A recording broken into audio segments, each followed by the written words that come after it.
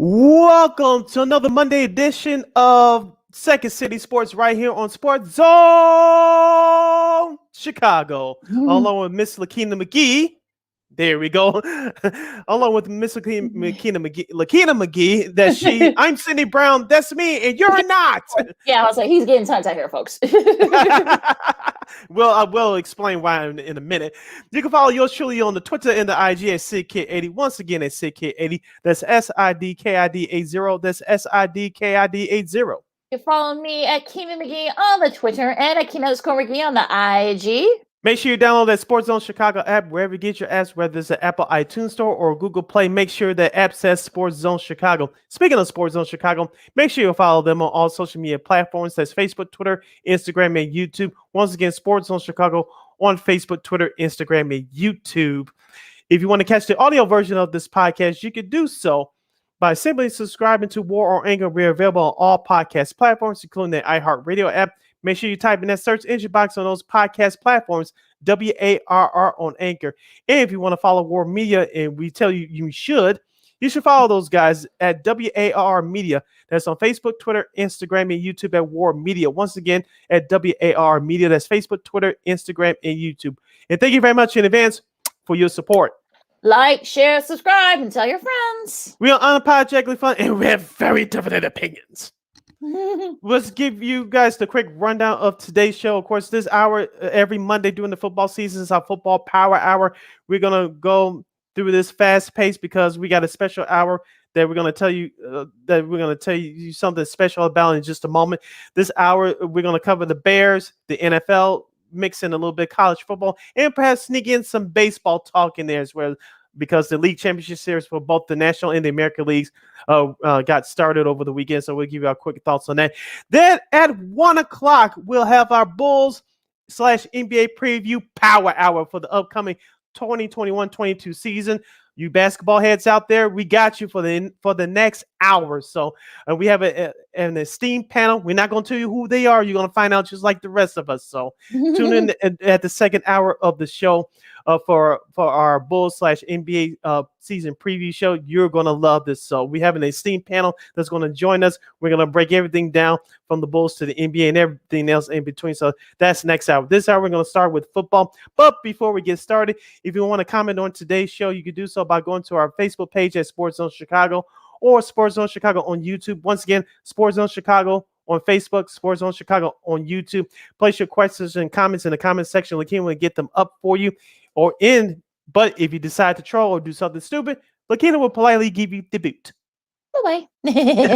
Speaking of giving them the boot, Aaron Rodgers and the Packers gave our Bears the boot on the lakefront yesterday by defeating the Bears by the score of 24-14. Aaron Rodgers, 7-23, 195 yards passing and 2 touchdowns. And plus, he ran one in late in the fourth quarter to seal the deal for the green and gold. Khalil Herbert ran the ball for the Chicago Bears 19 times for 97 yards in a first quarter touchdown. Devontae Adams for Green Bay was the leading receiver with 4 catches and 89 yards. Lakeena, I wasn't surprised at what happened yesterday. I think it says more about the Bears than the Packers. The Packers may have one of the best records in the NFC. We'll break down the rest of the NFL later on. But it said more about the Bears than the Packers. Here's why. Because the Bears will miss a whole lot more stars yesterday than Green Bay did. It came down to defense. The Bears held their own throughout the first half, pretty much throughout 3 quarters of that game. But Green Bay, as we told you on Friday, can make a couple more big plays than the Bears did. That's what happened. If you're a Bears fan, if you're disappointed they lost, we understand, but they didn't get killed. I know some of y'all expected them to get killed. We didn't. We told you guys they were going to hang in there, and Aaron Rodgers was going to come through at the end. And that's exactly what happened yesterday. It was just, look, you thought that maybe the Bears had a chance, right? They had the opening drive for a touchdown, and then you really didn't hear anything about the offense after that until late in the fourth quarter, like halfway through the fourth quarter when the game was out of reach. I mean, I don't know. You can't do that against the Green Bay Packers. I mean, yes, there were some, penalties, Justin Fields tried to call it, he was trying to call a timeout, that got called for a delay of game. There was 2 seconds left in the game clock. Then you have Mario Edwards Jr. and that stupid penalty. He's got a problem with it. It's like the second or third time he's done that this season. So he's got that Javon Williams issue. Well, yeah, at least he hasn't punched anybody yet, I guess. Let's give him more ideas. Yeah, right. But I digress. But look, I think overall the Bears did what they needed to do like early on, but you kind of felt like the Packers were dragging along, and then they kind of like woke up and said, okay, you know what, it's the Bears. So Aaron Rodgers did what he did. I know he said after that kind of like that clinching touchdown to kind of seal the deal for the Packers, put the game out of reach. He said, look, I still own you. And apparently, I guess like someone in the crowd was given like the double bird or something. These are not the fingers I'm talking about. So Right. these are not the fingers I'm talking about. But this is a kids show, folks. this is a family show. But yeah, I mean it's just look, he's like 23 and like 5 or something like that against the Bears in his like 12-year career. So he has every right to do that. So I know some folks were upset about some Bears fans were upset, but look, he has every right to do that now, including like maybe like 3-0 in the playoffs or something like that. So look. Look, Allen Robinson had some key drops. So Khalil Herbert did what he had to do, 97 rushing yards and a touchdown.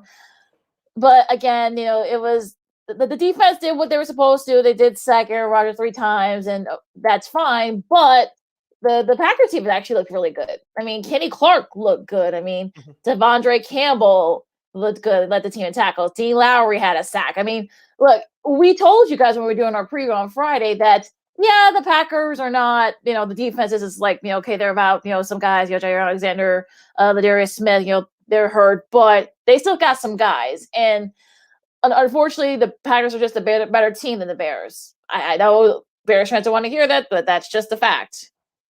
You're listening to Second City Sports on Sports Zone Chicago. We're live and in living color along with Miss Lakeena McGee. I'm Sydney Brown. So we break down the Bears 24-14 loss to the Green Bay Packers on the lakefront yesterday. Looking at the key numbers from the Bears offensively from yesterday. Justin Fields, a quarterback rate overall of 75.2. He had a fumble again. He had another turnover. He should have had 2 interceptions, but one of them was called back due to a review.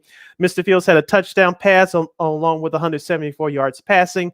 Khalil Herbert, as we mentioned at the top of the show, 97 yards rushing with the first quarter touchdown. In the receiving department, Allen Robinson had 4 catches for 53 yards. Cole Kmet, as we told you on Friday, the Bears need to use their tight ends more. We didn't hear from Jimmy Graham, but we heard from Cole Kmet, 4 catches, 49 yards. Darnell Mooney had the lone receiving touchdown for the Bears. He had 5 catches for 45 yards. Lakeena, as we said before, this is going to be growing pains with Mr. Fields. You're going to see some good moments for him. You're going to see some not good moments for him. I think he took another step up yesterday. He's not where he wants to be. I think he's going to be where he wants to be once the Bears put better weapons around him. We'll discuss that once the season is over. We won't go down that rabbit hole today. But though he made a slight step up yesterday, the Bears had a chance. They had a realistic chance. But it was the stupid penalties and the false starts, especially toward the end of that first half, where they should have put a touchdown on the board. You really would have gave the Packers a scare. But this is a lot for the Bears to digest and learn from because they'll play Tampa Bay on the road in next week in the second half of that CBS doubleheader next week. But this will serve the Bears in the long run if they stay on course and go in the right direction because despite the injuries that this team is suffering through right now, they were still in the game yesterday, and I'm proud of them for that. If they were perfectly healthy and they lay down a doormat, this would be a whole nother conversation.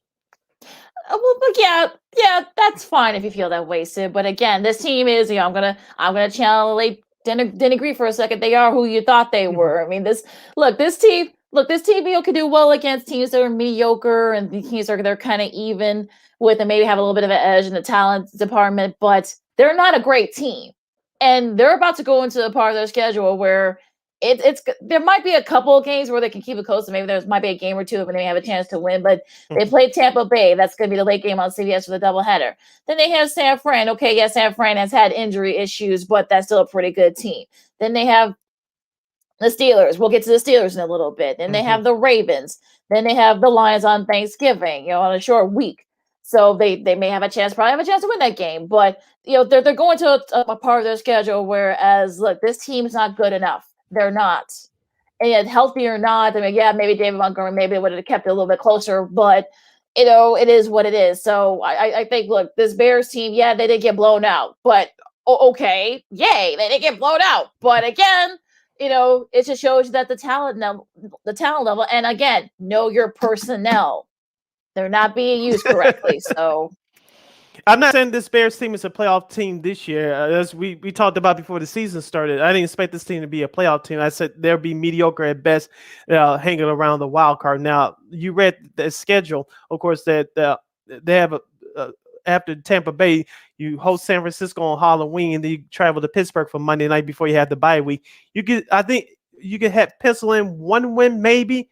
You could perhaps get two. Now, if you get two, you could put yourself in a great position right in the middle of that wild card race, because even though the NFC is good, no one's going to run away with that conference, and the wild card race in the NFC will be set. But that's a long ways away from now. But this Bears team, the way they performed yesterday, theirs not as bad as it was 2 weeks ago in Cleveland. But I'm with you, Lakeena. They're not a playoff team either. As long as Mr. Fields improves between now and the end of the regular season, this will serve the Bears going forward. And that's what you want, right? I know some people have Yeah. said, what if they go back to Andy Dalton? But I think at this point, you're Unless running Fields on is the hurt, it makes no sense to go back to Dalton. It I makes mean, it'll serve this franchise a disservice. Well, yeah, I mean, look, he could have had two interceptions against, a former Bear, Adrian Amos, but again, it was, there was it was called back, because he didn't have his both feet in. But look, okay, yeah, he hasn't been terrible, but he hasn't. He hasn't been great either, and then that's kind of what you expect from a rookie quarterback. So again, we'll see, as we go here. But again, Eddie Jackson, again showed him that he could. So folks, he couldn't tackle. And there was some other stuff that happened, some missed opportunities. So look, I just at this point, I'm just like I'm kind of like over it. I don't want to say I'm over it, but it's sort of like, look, I know who this team is, I know who they're not, and let's just move on, because like I'm sick of talking about the Bears right now. Moving on, as you're listening to Second City Sports, we're live and in living color right here on Sports Zone Chicago. Sid and Lakeena are here with you. Let's break down the rest of the scores from yesterday's action from around the National Football League for Week 6. For the London game, which started off yesterday, it was the Jaguars 23, the Dolphins 20. Tua Tagovailoa looked good for the Dolphins in his return to action after a few weeks off. 329 yards, passing 2 touchdowns. James Robinson ran the ball for the Jaguars very well, 73 yards in the score. Mike Gesicki for Miami, 8 catches, 115 yards. Trevor Lawrence looked good with a touchdown pass over 300 yards, passing, no turnovers. The reason why I know this is because I had him on my fantasy team yesterday. and it looks like our guy, Lakeena, Urban Meyer, is going back home without a pink slip or a link card. The Jaguars earned their first victory of 2021. Yes, now it's a 20-game win streak, which is losing streak, I should say, which is a record in the NFL. Now, I think that this changes nothing. I don't think this really changes anything for Urban Meyer's job security. I just don't. And look, when we get to our stud and duds in a little bit. I have my own issues with this game, because I think this is more like the Dolphins lost it than more like the Jags won it. The Jags won, they snapped a 20-game losing streak. Good for them, but I'm not like I said, this doesn't change my mind about Urban Meyer's job security there. Speaking of job security, this coach will have it for the rest of this year, but going forward, it may not be. I think this coach will be running out of tears. I'm talking about Detroit Lions head coach Dan Campbell. The Bengals blew out the Lions yesterday, 34-11. I watched the majority of that game via my computer. And the Indianapolis Colts blew out the Houston Texans 31-3. We'll save you guys the analysis there because you don't need them. This team really got trashed, and we predicted it on Friday. We don't need to get down too much with this. It was the LA Rams over the New York Football Giants 38-11. Matthew Stafford 251 yards passing, 4 touchdowns. Darrell Henderson ran the ball well for the Rams, 21 carries, 78 yards in the score. Cooper Kupp was the man for both teams for the Rams. He had 9 catches for 130 yards and 2 scores. Yeah, a little bit of a slow start. They didn't score in the first quarter. I know Giants fans were thinking, okay, man, we have a shot. 4 touchdowns for touchdown passes from Matt Stafford, 3 interceptions for Daniel Jones. You got to give him credit. He tried to make a go of it, but it just looked terrible, and it was just yeah. But let's keep it going. It was just terrible. The Kansas City Chiefs marched into our nation's capital to beat the Washington football team 31-13. Patrick Mahomes, 397 yards and 2 touchdown passes. Yeah, I mean, they had their struggles. I mean, Washington kept it close, but again, I think Mahomes had 2 interceptions, including a really bad one. When I saw it, I'm like, well, geez, I think look, we've had Bears quarterbacks that they kind of just threw it up for grabs. And that's something that as a veteran, Mahomes is a veteran now. He shouldn't be doing that. So, but again, they did just enough to win that game. Darrell Williams had 2 rushing touchdowns for them. And, Kelsey, he didn't have any touchdown catches. He kind of kept the thing going, kept like drives going. Also Tyreek Hill. So I mean, if you're the Chiefs, I mean, you don't want to say they're out of it, but again, these are the kind of games that has the league figured Mahomes out and this offense out. We'll wait and see. Still a lot of season left. From what I understood, most of you that watched that Bears game, you guys were tuning to the ending of this game. I watched most of the second half of this game live via my computer. It was the Minnesota Vikings 34, the Carolina Panthers 28. KJ Osborne caught the game-winning touchdown pass from Kirk Cousins in overtime.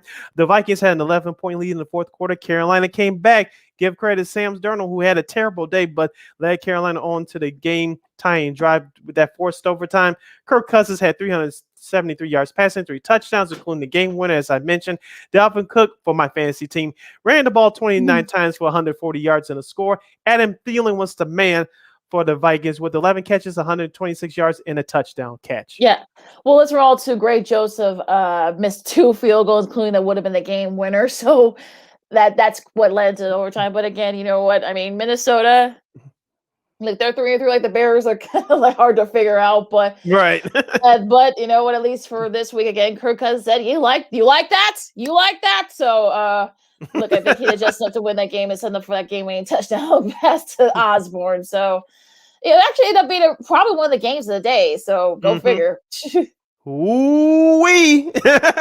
Another team that's saying ooh-wee. The Baltimore Ravens destroyed the Los Angeles Chargers, or as we call them, the San Diego Chargers of Los Angeles on this show, 34-6. Justin Herbert, not a good day, 195 yards passing and a touchdown. Devontae Freeman ran the ball for Baltimore 9 times for 53 yards in an early score. Mark Andrews was the man for Baltimore, catching 5 passes for 68 yards and a score. Lakeena, I was really looking forward to this game. The statistics doesn't jump out to me on the Baltimore side, but they controlled the clock early, running the football in time of possession, and the defense really got after Mr. Herbert yesterday. Yeah, they really did. They sacked him a couple of times. The interception, but like you said, it was the rushing. It was, Freeman had some big yards. Lamar Jackson, who didn't have a great game, had a couple of interceptions, but he kept the ball moving. Also, Latavius Murray and Le'Veon Bell, each both of them, and Freeman also had a touchdown. So had a rushing touchdown. So, and look, they kept the Chargers off the field. That's what they did. And Lamar Jackson, had his 35th career win today, passing Dan Marino for the most by a starting QB before turning 25. So that's another stat that's amazing. But look, they just got the doors blown off when the Chargers did. I know some people want to say that, because they travel across country, blah blah blah. I mean, look, Seattle's done it. Los Angeles did it. Well, Los Angeles won yesterday. They had to come across country, so I think that's just silly. But again, I think the Ravens are kind of like showing you, kind of like crawling their way through, and they're 5-1 for a reason. You're listening to Second City Sports live and in living color. That's Lakeena McGee. I'm Sidney Brown. As we now go to the late games from yesterday from the National Football League, it was the Arizona Cardinals 37, the Cleveland Browns 14. Kyler Murray is the first Cardinals quarterback to pass for 4 touchdowns and no interceptions since Kurt Warner back in 2009. On the flip side, Baker Mayfield had 234 yards passing and 2 touchdowns while injuring his shoulder. Donovan Peoples-Jones for Cleveland had 4 catches on 101 yards and 2 scores. I mean, this is another game. I actually had this game kind of on my laptop, in the background as I was watching Dallas and Patriots. We'll get to that game in a second, but the fact that Kyler Murray did this without his QB coach, without his head coach. And the fact that Arizona was able to do this without one of their top pass rushers in Chandler Jones, all 3 of those guys I mentioned, had to stay out due to COVID. But look, I think Arizona show you why they're undefeated. They're the best team in the NFL. They're 6-1 for the first time since they were they were the St. Louis Cardinals. That's how long ago it's been, back in the early 70s. So I mean, look, the defense was able to slow them down, and the injury starting to mount for the Browns. Mayfield has a shoulder injury. It's going to bother him for the rest of the year. Kareem Hunt is in IR because of a calf injury. They're already without Chubb. The wheels are starting to fall off for the Browns. Speaking of the wheels falling off for another AFC team, the Denver Broncos, they lose another home game, this time to the Las Vegas Raiders 34-24. Of course, John Gruden, as we reported to you guys last week, he's no longer the head coach of the Raiders. I thought that the Raiders would come out kind of sluggish, but give an effort, but falter at the end. But they set the tone yesterday. Derek Carr led Las Vegas in passing with 341 yards and 2 scores. It looks like this is like the Raiders team that we thought we were going to see against the Bears.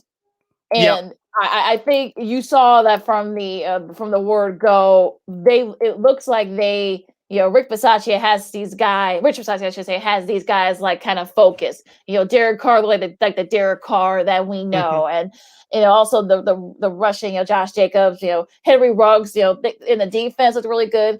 On the flip side, Denver not so much. Bridgewater had 3 interceptions, and I think had a lost fumble too. So I think things are starting to kind of, maybe the Raiders are probably for real, and the Broncos are like frauds. So they're back to 3-3. So just unfortunate for Vic Fangio because he's already on the hot seat there. Oh, and one of the other top games of the day from yesterday, it was the Dallas Cowboys defeating the New England Patriots 35-29 in overtime. Dak Prescott 445 yards passing, including a right calf injury. During that game, he had 3 touchdown passes, including the game winner to CD Lamb in overtime. Damian Harris had 18 carries for 101 yards and a score for the Patriots. CD Lamb, as I mentioned, he had 2 touchdowns, including the game winner off 149 yards and 9 receptions.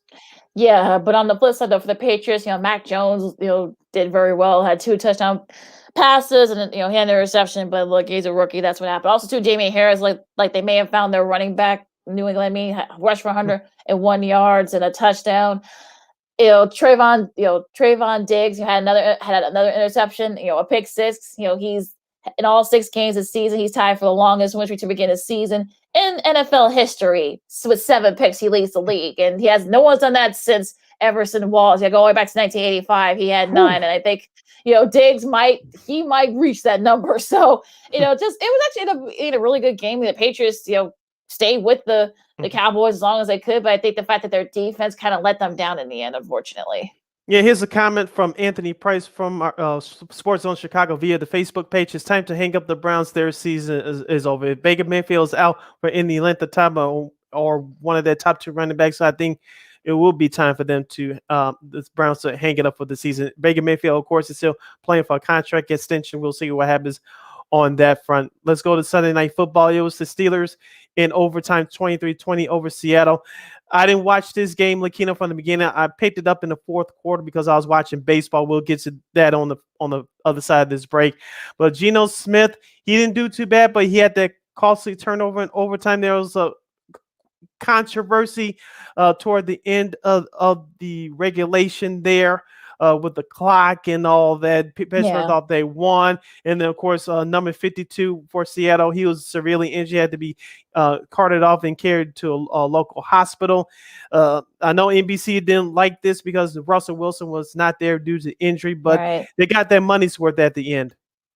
Yeah, they did. Darryl Taylor, that's the guy you're talking about, Sid. But the good news is that he does have moving all his extremities, and he could be released, tomorrow. So that's great news there. Now, as far as all the weirdness that happened after that, I mean, the Steelers thought they won, but then no, because of the clock, they had a second left, and Geno fumbled the ball, and this and that. It was just like the whole thing was just weird. I had this game. This game I had also on the background, and also to that's my brother calling, but anyway, but they need Cam Newton bad, as Anthony Price said on the comments. But look, Cam said he's vaccinated now, so maybe they might give him a call. But if you're Cam, do you want to come to that situation where knowing that you'll be there for 2 weeks, but Russell Wilson will be back maybe in 2 or 3 weeks. So do you really want to come to that situation? As for the game itself, it was just a crazy. Look, I had this game in the back. I was watching the verses between Big Daddy Kane and KRS-One. We'll get to that later. Let's get to that next hour. I got a couple thoughts on that. Yeah, I do too. I do too. But I mean, it actually been a pretty good game. Oddly enough, I'm sure NBC didn't like the matchup, but I'm sure they were happy. Yep, I'm sure they'll be happy later today when the ratings numbers are released. Lakeena, let's take our quick timeout as when we return right here on Second City Sports Live and in living color right here on Sports Hill Chicago, we'll review the Saturday that was in week 7 from college football. We'll get to baseball and some other fun stuff as well before we have our NBA Bulls preview show at the top of next hour. Along with Lakeena McGee, I'm Sidney Brown. Stay tuned. You're listening to Second City Sports. AutomotiveMap.com presents the Sports Flash on the Sports Zone Chicago. In Sunday's Major League Baseball action, the Cubs got pounded 9-1 at home against Kansas City. The White Sox shut out on the road 9-0 at Tampa. NFL preseason on Saturday, the Bills hammered the Bears 41-15. Andy Dalton, 11 of 17, passing 146 yards, a touchdown, and an interception. Justin Fields, 9 of 19 for 80 yards. Head coach Matt Nagy says Dalton remains the Week 1 starter and that Fields is ahead of schedule. When you look at a guy like Justin and you see the things that he's doing, are there some things that he can get better at? Yeah, for sure. That's going to be, we're going to say that 3 years from now. But at the same point in time, for him, there's also things that he's doing better probably than we thought coming into this, which is good too. Like, that's what we want. We want that to happen. Download the free Score app. Lightning fast updates so you never miss a thing. It's why the Score app is one of North America's most popular sports apps. I'm Chuck Sanders. That's the Sports Flash on the Sports Zone Chicago. Blue Star medicated ointment works fast to relieve the pain and itch of almost any skin irritation. It's amazing. It's like as soon as you put it on, you can feel it working. We've had Blue Star in the family for years. It works on everything. I love the cooling sensation on my athlete's foot. What a relief for my eczema. Nothing worked on my dry, cracked skin until I tried Blue Star. Blue Star is great for scalp itch. Look for the white box with the Blue Star in the first aid section. Feel Blue Star work fast or your money back. Want to hear something amazing? Discover matches all the cash back you earn on your credit card at the end of your first year, automatically, dollar for dollar, with no limit on how much you can earn. Extra cash? Come on, how amazing is that? In fact, it's even more amazing when you realize all the places where Discover is accepted. 99% of places in the U.S. that take credit cards. So when it comes to Discover, get used to hearing yes more often. Learn more at discover.com/yes. 2021 Nielsen Report. Limitations apply.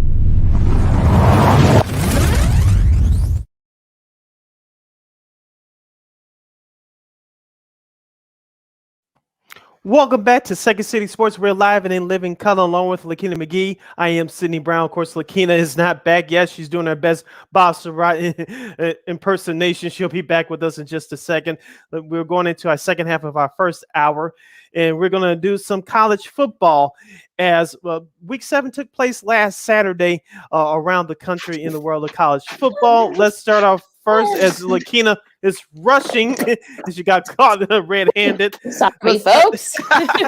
We'll start off with the top game that was on ABC last Saturday. It was number 3 Cincinnati over UCF by the score of 56-21. Lakeena, were you surprised? I wasn't.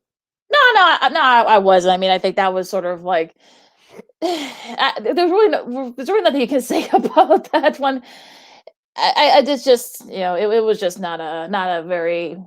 Yeah, you just not really nothing else you could say. Well, there's really nothing else you could say. I mean, it was pretty much one-sided from the word go. I mean, there's really nothing else you can say. Moving on. Yeah, moving on. I get the clue. Move on. It was number 10 Michigan State. They defeated Indiana by the score of 20-15. The Hoosiers made it close at the end, but Michigan State proved to be the better ball club. Shout out Mel Tucker. Yeah, a nice showing by him as well.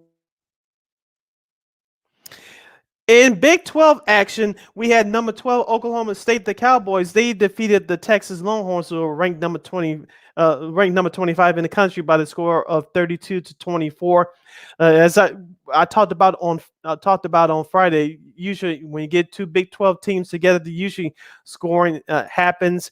Shootouts happen, as we had with Oklahoma and Texas a week or so ago. We had it with Oklahoma State and Texas. So Oklahoma State got by Texas by 8 points, 32-24. In SEC action, it was Auburn over number 17 Arkansas, 38-23. We talked about this on Friday. Arkansas, they had a hot start to the season, but they're struggling a little bit. Auburn got the best of them on the road. Yeah, they did, and just not a good showing by just some bad decisions by Arkansas late in that game. So it just there was really nothing else you can say about that one either. Did you have a comment about Oklahoma and Texas? Oklahoma State in Texas. Look, Oklahoma looks really good, I have to say. And Oklahoma State, I should say, looks really good. And look, this was supposed to have been a rebuild for Mike Gundy and his team, but they've got to. I'm a man. I'm 40. He's 52 now. So 52 halfway through life. Yeah, I'll say. Well, look, if you saw him after the game, he was getting down. Like, it was like, wow, I saw that.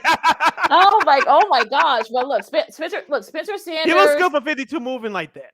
Yeah, look, Jalen Warner had 193 yards. Didn't have any rushing touchdowns, but he rushed for 193 yards, and he kept drives moving. Spencer Sanders. Had a rushing touchdown. Also had a touchdown pass. Their defense actually has looked pretty good. I mean, they were able to slow Texas down. So they're undefeated. And look, if they stay undefeated within the next few weeks, the battle of the Bedlam could be big. So that should be a fun one. Hopefully, they can keep it up. But yeah, look, a great showing by OK State. I think Mike Gundy is making a good case for Coach of the Year. LSU, the Tigers upset number 20 Florida by the score of 49-42. The big story in this one, Ed Orgeron, the head coach of the Tigers, who won the national championship with that squad a couple years ago. He announced, the news came out that he and LSU will part ways at the end of the season. Lakeena, does this come as a shock to you? It did to a few people, many people. Well, if you saw what happened after that news came out, apparently he allegedly hit on a woman who actually is the wife of an LSU official. So that might have had something to do with that. I'm not saying it again. This is just a rumor. Someone from the Athletic who does a great job covering LSU athletics. But also too, Scott Woodward, who I think he's been the 18. I think he's only been there since the spring. So he probably wants to bring in his own guy. So that might be another reason why they agree on a buyout 11 fish this season. But you know what? On the field, though, Davis Price, I should say, recorded a single game record, 287 rushing yards. 287 rushing yards. That actually breaks the record that was held by Herschel Walker way back in 1980. So that kept, he was just too much for that Florida defense. And, Florida has some of their own issues, but yeah. Going to Big Ten action, it was Minnesota. The Golden Gophers get by Nebraska 30-23. Nebraska's losing streak continues. They lost to Michigan a couple weeks ago, and then now they lose to Minnesota. Scott Frost, they're in big trouble down in Cornhusker land. And the Northwestern Wildcats, they defeated Rutgers 21-7. Of course, they'll be on Fox's Big News Saturday next week as they go to the Big House to face number 8 ranked Michigan Wolverines. Yeah, they were fresh off a bye, so they were able to they actually looked fresh when they were off a bye, so I think that was actually bad news for Rutgers. But again, we'll see how they do against Michigan. But Michigan's coming off a bye too, so I'm not going to say it's going to be a blow. I think I know the rest will keep it close, but again, we'll talk about that on Friday. But yeah, so a nice showing by Pat Fitzgerald and his guys. Let's go to the later games from last Saturday in college football. As you listen to Second City Sports Live in the living color, along with Lakeena McGee, I am Sydney Brown. Number 1, Georgia. They had no problem with the number 11, the Kentucky Wildcats. They dominated them 30-13. Well, I think a lot of people thought that this game was going to be close. That Kentucky, I thought so too for a while. Would stay with Georgia for a little bit. No, that turned out not to be the case. And look, I think Georgia show you why they're number one in the country for a reason. And look, they play a complete. Look, they play a complete game. I mean, they just dominated Kentucky. Their defense was able to slow that Kentucky offense down. Stetson Bennett ran pass for 230 yards. 250 yards, I should say, at 3 touchdowns. It was actually their defense. Brock Bowers had 2 touchdown catches, rushed for 101 receiving yards. And it was, like I said, it was really their defense. They kind of slowed down the Wildcats. So I wasn't surprised that, that Georgia was able to dominate them as well as they did. Speaking of another dominating performance, it was number 2 Iowa, the Hawkeyes. They were upset by their Big Ten rivals Purdue at home 24-7. Purdue really laid the wood on the Hawkeyes. You said weird things always happen in Iowa. It did on Saturday. Purdue, the Boilermakers, well, they came in, laid the smackdown. Lakeena takeover. I don't want to curse, but woo, Purdue did that thing. Jeff Bronze has Iowa's number. He's now 4-1. So I don't know. Look, I'm sure people are gonna be asking him, like, okay, like I'm sure Jay Frank's like, where the hell were you a couple weeks ago when I needed to? Yeah. But, they've had some injuries and stuff like that. So they've been doing the quarterback system, like a 2 or 3 QB system there. So there really hasn't been a lot of consistency. A.D. O'Connell had 2 touchdowns, 2 jump passes up to 375 yards. It was really their defense that kind of slowed down. They slacked Petrus, I should say, Spencer Petrus, the quarterback from Iowa, 4 times. And look, Purdue's actually, they have 9 wins versus AP top 2 teams when they're unranked. And now they're ranked. They're actually ranked this week also, but they're also the first team to win consecutive games by double digits versus top 2 teams. Remember, they beat Ohio State. They dominated Ohio State a couple of years ago by 29. So, look, they know how to do it against the top team. So this isn't. I think, kudos to Matt Barrett from ESPN. He was actually the only person that actually called this. So, Matt, good on you, my friend. In ACC action, it was North Carolina over the University of Miami Hurricanes, 45-42. Lakeena, I thought that Miami was going to do some great things this year. Of course, the injury to their starting quarterback, De'Aaron King, really hurts them. They did put up some points, but it just wasn't enough. And they lost their top running back, too, I just saw for the year. So it doesn't look, it's not looking good for Miami. It is not looking good for Manny Diaz's job security, unfortunately. So, he might be getting a pink slip and a link card soon. I'm not trying to be funny, but it might be right. Oh boy. Back to locally in college football. Northern Illinois, the Huskies defeated Bowling Green 34-26. I believe this improves the Huskies' record now to 5-2 in the MAC. Yeah, they've looked really good, and we'll look again. No one's really was expecting too much from them, like I said, from this year, but they've been really They defeated Akron, who were one of the favorites in the MAC. They beat Georgia Tech at Georgia Tech, of course, this season. So early this season. So yeah, they looked really good. I mean, the new coaching staff they got them going. So we'll see if they can keep it up. In West Coast football action, and I know Lakeena loves this, Colorado shuts out Arizona 34-0. Baylor upsets number 19 BYU 38-24. Yeah, I thought it was a close game, but Baylor was actually starting to turn the corner a little bit. They only lost to Oklahoma State. So, this is actually a nice win. Another morale booster. I know with everything that went on with Art Briles and all that stuff. I mean, they definitely have a new lease here, and look, they've got the recruits and they're starting to kind of get it together. So kudos to Dave Aranda, who's done a great job at that program. He's actually an Orgeron disciple, so go figure. But he's got those guys playing good so far. South Carolina over Vanderbilt 21-20, and number 5 Alabama, they destroyed Mississippi State. The Bulldogs go down big at home, losing by 49-9. You didn't want to be the team that actually had to play Alabama after them losing. You don't want to be that team. And for Mississippi State, I felt, Mike Leach. Oh gosh, I feel sorry. I feel sorry for him. UCLA beat Washington 24-17, and they're actually going to be the subject of game day. They're going to be facing Oregon this week, so that should be a fun one, as usually is between those two teams. Also, the pressure will be back on Chip Kelly because, like you said, that's a big game now. Everybody's going to be there from ESPN.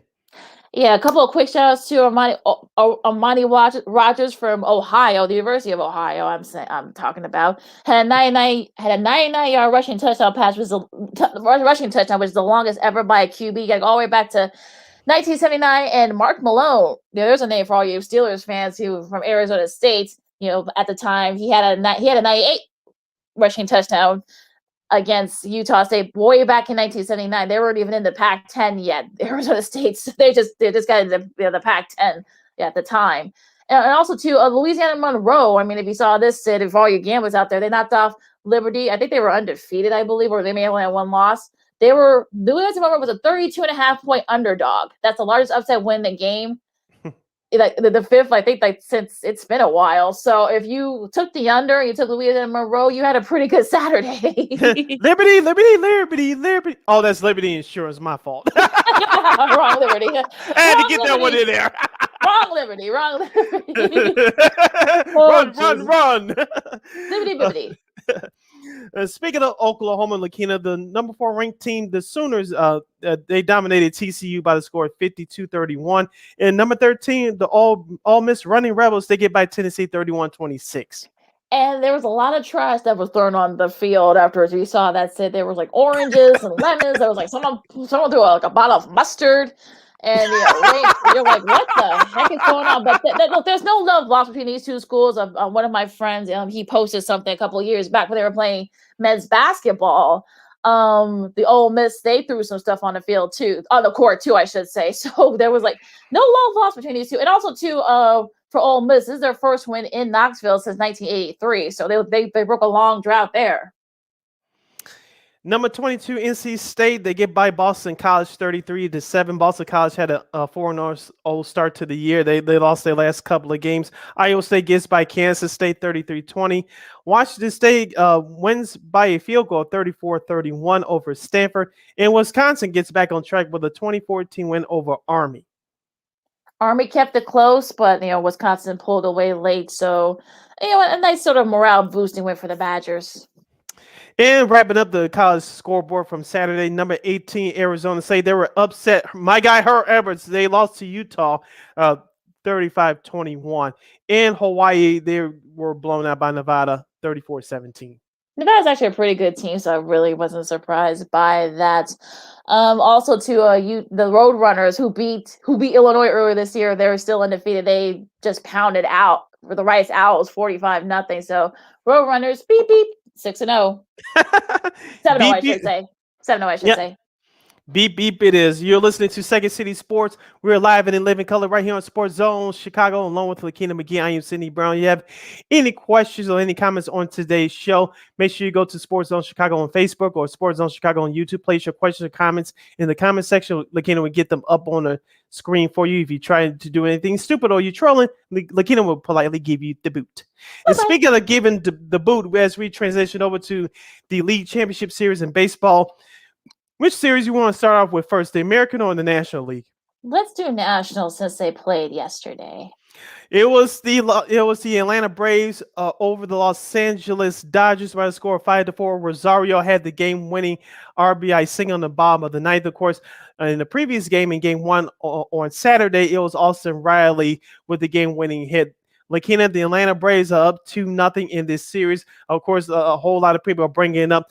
This is almost the same scenario in a sense. Of course, last year the Braves held a 3-1 series lead in the bubble. Of course, the Dodgers came back to win that series. Of course, went on to defeat Tampa Bay in the World Series. Lakeena, with 3 games starting in Los Angeles tomorrow night for games 3, 4, and 5. Do you think it will be the same story for the Dodgers this time, or do you think Atlanta will learn their lesson from a year ago? You would hope they would, right? But I think, again, the Dodgers should have both these games slipped away from the Dodgers. I mean, they had chances. If Trey Turner had that ball had not hit just a little bit further, that would have been that would have been the go ahead run. They would have been brought in for the save situation. Also, too, there was some weird and I said it before, the bullpen. That's what killed the White Sox. Run around earlier, and that's what's happening here. And look, you hope that maybe the Atlanta has learned its lesson, but also too these next 3 games are going to be in LA, so you got to think the Dodgers fans are going to be rocking. So yeah, all the 3, 4, and 5. So you got to think that place is going to be rocking Dodger Stadium. So I think they will win at least 2 of those games. I don't know if they'll win all 3, but I think they will win 2 of them. And this Dodgers team is just way too good, and they can kind of feed off the crowd. I know that Jock Peterson hit a home run off Matt Scherzer, but again, let's set it all up so that maybe they'll stop saying.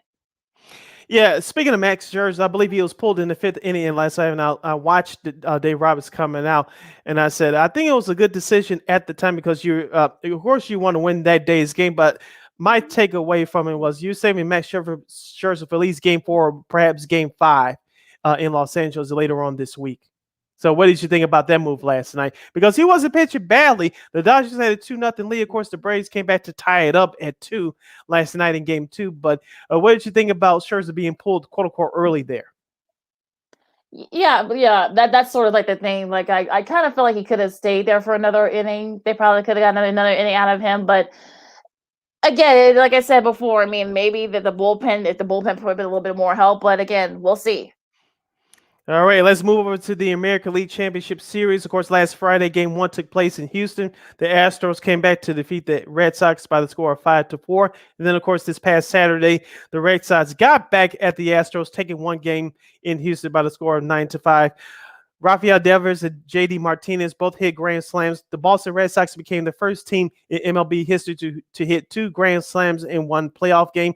Lakeena, Chris Sale didn't look that great in Game 1, but Nathan Eovaldi, as we told you, he's been the hottest pitcher. He's the hottest pitcher perhaps now in the playoffs. He looked good on Saturday, and it helps out to have a great offense behind you. As we told you all year, the Red Sox have been winning thanks to their offense.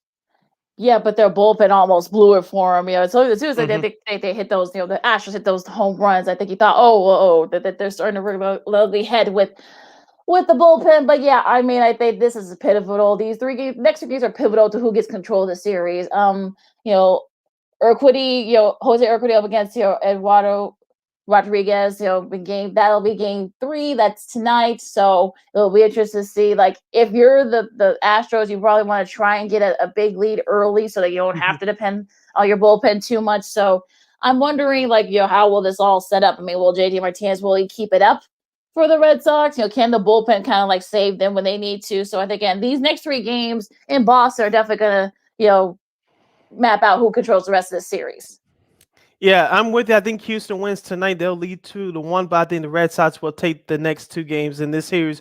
We'll go back to Houston for Game 6 later on this week. So, like you said, Lakeena, we talked about the Red Sox all year. They're led by their offense, and Rafael Devers, he's the best offensive third baseman in the game. If you White Sox fans that are still watching these playoffs, take a look at his statistics. That's where Yohan Moncada should be at this point in his career. Number 2, you mentioned, Lakeena, the Red Sox bullpen almost blew it. They've been surprisingly good so far in these playoffs, but like you said, they almost blew it on Saturday. But thank goodness for the offense jumping on that bad starting pitcher from Houston during those first 2 innings in last Saturday's Game 2. So we'll see what happens tonight. I have Houston winning tonight, but I think the Red Sox will take the next 2 games in Fenway Park to bring it back to Houston for Game 6.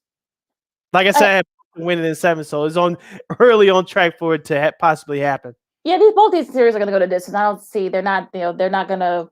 The Dodgers aren't not going to get swept, and I don't think in the AL they're not going to. No one's going to win in 5. I think it's going to go 6.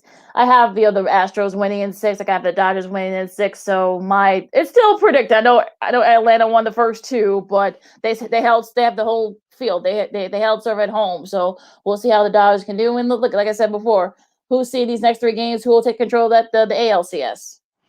Yeah, we'll see what happens as we remind you again. Game 3 of the American League Championship Series is tonight on FS1 at 7:08 p.m. Central Standard Time. The Boston Red Sox in the Houston Astros from Fenway Park. This best of 7 series is tied at 1. The National League Championship Series will resume tomorrow night on TBS. Game 3 will take place between the Atlanta Braves in the Los Angeles Dodgers as that series shifts over to the West Coast. The Braves lead their best of 7 series 2-0. Lakeena, we have a couple of minutes left in our first hour right here on Second City Sports on Sports Zone Chicago. You had something to say about the verses last night. I didn't know anything about it until I was watching some YouTuber last night, and it said they reminded their viewers about the rap battle, but the versus rap battle between KRS-One from Boogie Down Productions and Big Daddy Kane, in my opinion, one of the best lyricists of all time in the rap game. Give your 2 cents on the battle.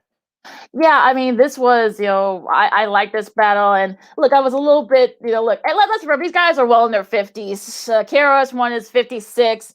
Big Daddy Kane is about like the same age. So, it's gonna, like, it was actually really good. And I think also Big Daddy Kane, who's 53, by the way, showed you why he is one of the top, like you said, one of the top lyricists ever in hip hop. And this was a great battle. KRS-One, he kept up. I mean, like, he has.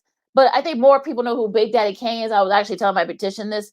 more people know who Big Daddy Kane is, and they know who KRS-One is, unless you're like a really huge hip hop fan from the 80s and early 90s. That's when he really was really dominant. So, but look, it was a great battle. Fat Joe, I mean, made an appearance. So there was a lot of hustle all around. Yeah, a couple things here. KRS-One, in my opinion, doesn't get the credit that he deserves. He was doing the same thing along with Chuck D and Public Enemy. Because Public Enemy, they were more mainstream. Boogie Down Productions weren't, which is unfortunate. But it does not, I repeat, it does not diminish the work that KRS-One has done and still continues to do throughout his career.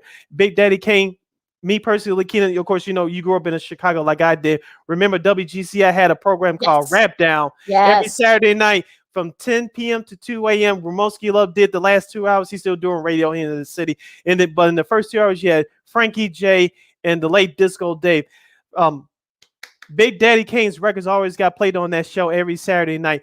I got introduced to him via the radio when he teamed up with Teddy Riley. He had Smooth Operator, and then I Work, and he had a couple other hits.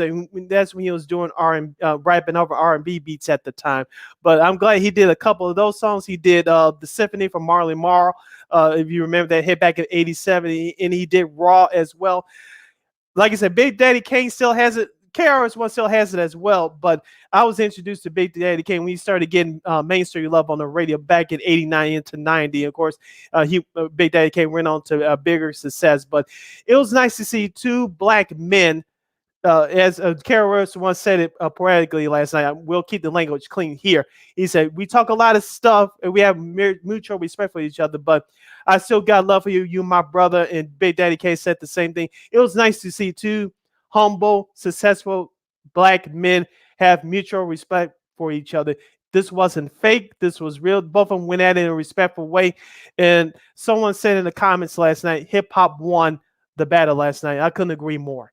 Yeah, I definitely think that people got the chance to see why, these two men, especially, like you said, KRS-One should have been a bigger success, but, mainstream, but, he wasn't, unfortunately. But he still has a following. Same thing, with Big Daddy Kane was really the one that had, like, the big commercial success, was nominated for a couple of Grammys. So it was really just an amazing, a great verses, and I think another great verses in the books. So I can't wait to see who else they get.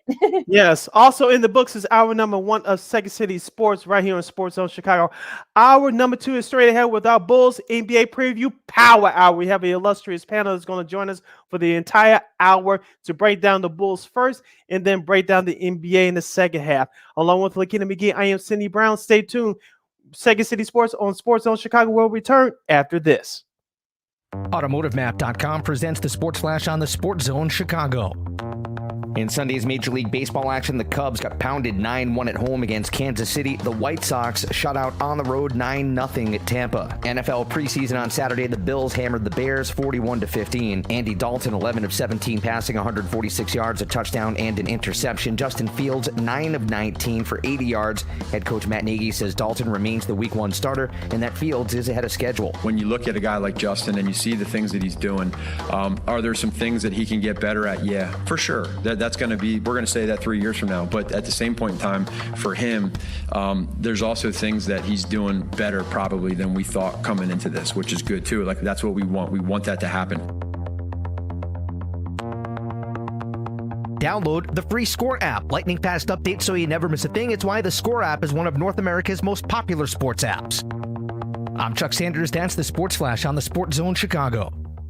Blue Star medicated ointment works fast to relieve the pain and itch of almost any skin irritation. It's amazing. It's like as soon as you put it on, you can feel it working. We've had Blue Star in the family for years. It works on everything. I love the cooling sensation on my athlete's foot.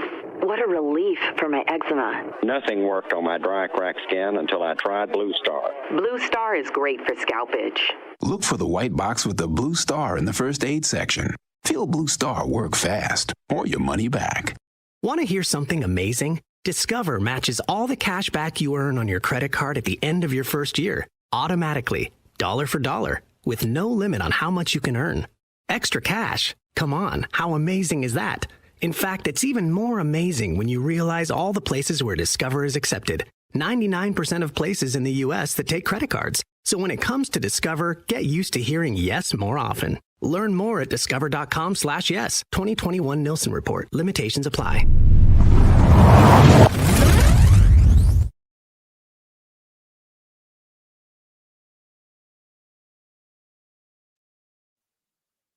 Welcome back to our second half of Second City Sports right here on Sports Zone Chicago. Along with Miss Lakeena McGee, I am Sydney Brown.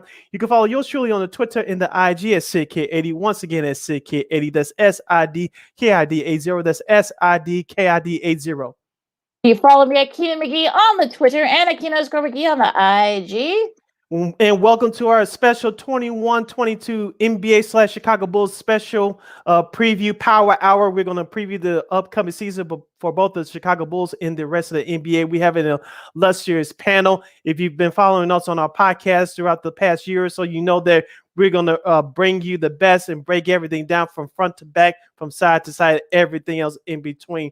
And if you want to comment on any of our topics during this power hour, you can do so by going to Sports Zone Chicago's Facebook page or Sports Zone Chicago on YouTube. Place your comments and questions there in the comments section. Lakeena get them up on the screen for you. If you decide to troll or do anything stupid, Lakeena will politely give you the boot.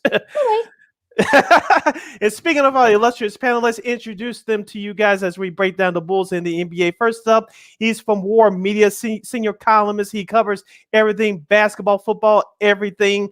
He's I call him the next Tony Gill, but he's his own man making his mark in this business. You better watch out for him because he's coming with the straight heat. He's Mr. Joshua M. His. Josh, welcome to the show. How are you? Glad to be back. I hope everybody's doing well. All right. Next up, she's back at NBC Sports Chicago. She's the only Miami Heat fan left in the city of Chicago, according to the census. She also does a great job for 5 Reasons Sports. She's the queen over there, and she's everywhere. She's our girl, Miss Alana Takauer. Alana, welcome back to the show. Thank you for having me. I'm excited to finally tip off the season. I feel like we've waited a long time. Yes, I couldn't agree with you more. One quick question, Alana. For those of you that listen to us exclusively on our audio version, you're not wearing any Miami Heat gear today. I'm kind of disappointed.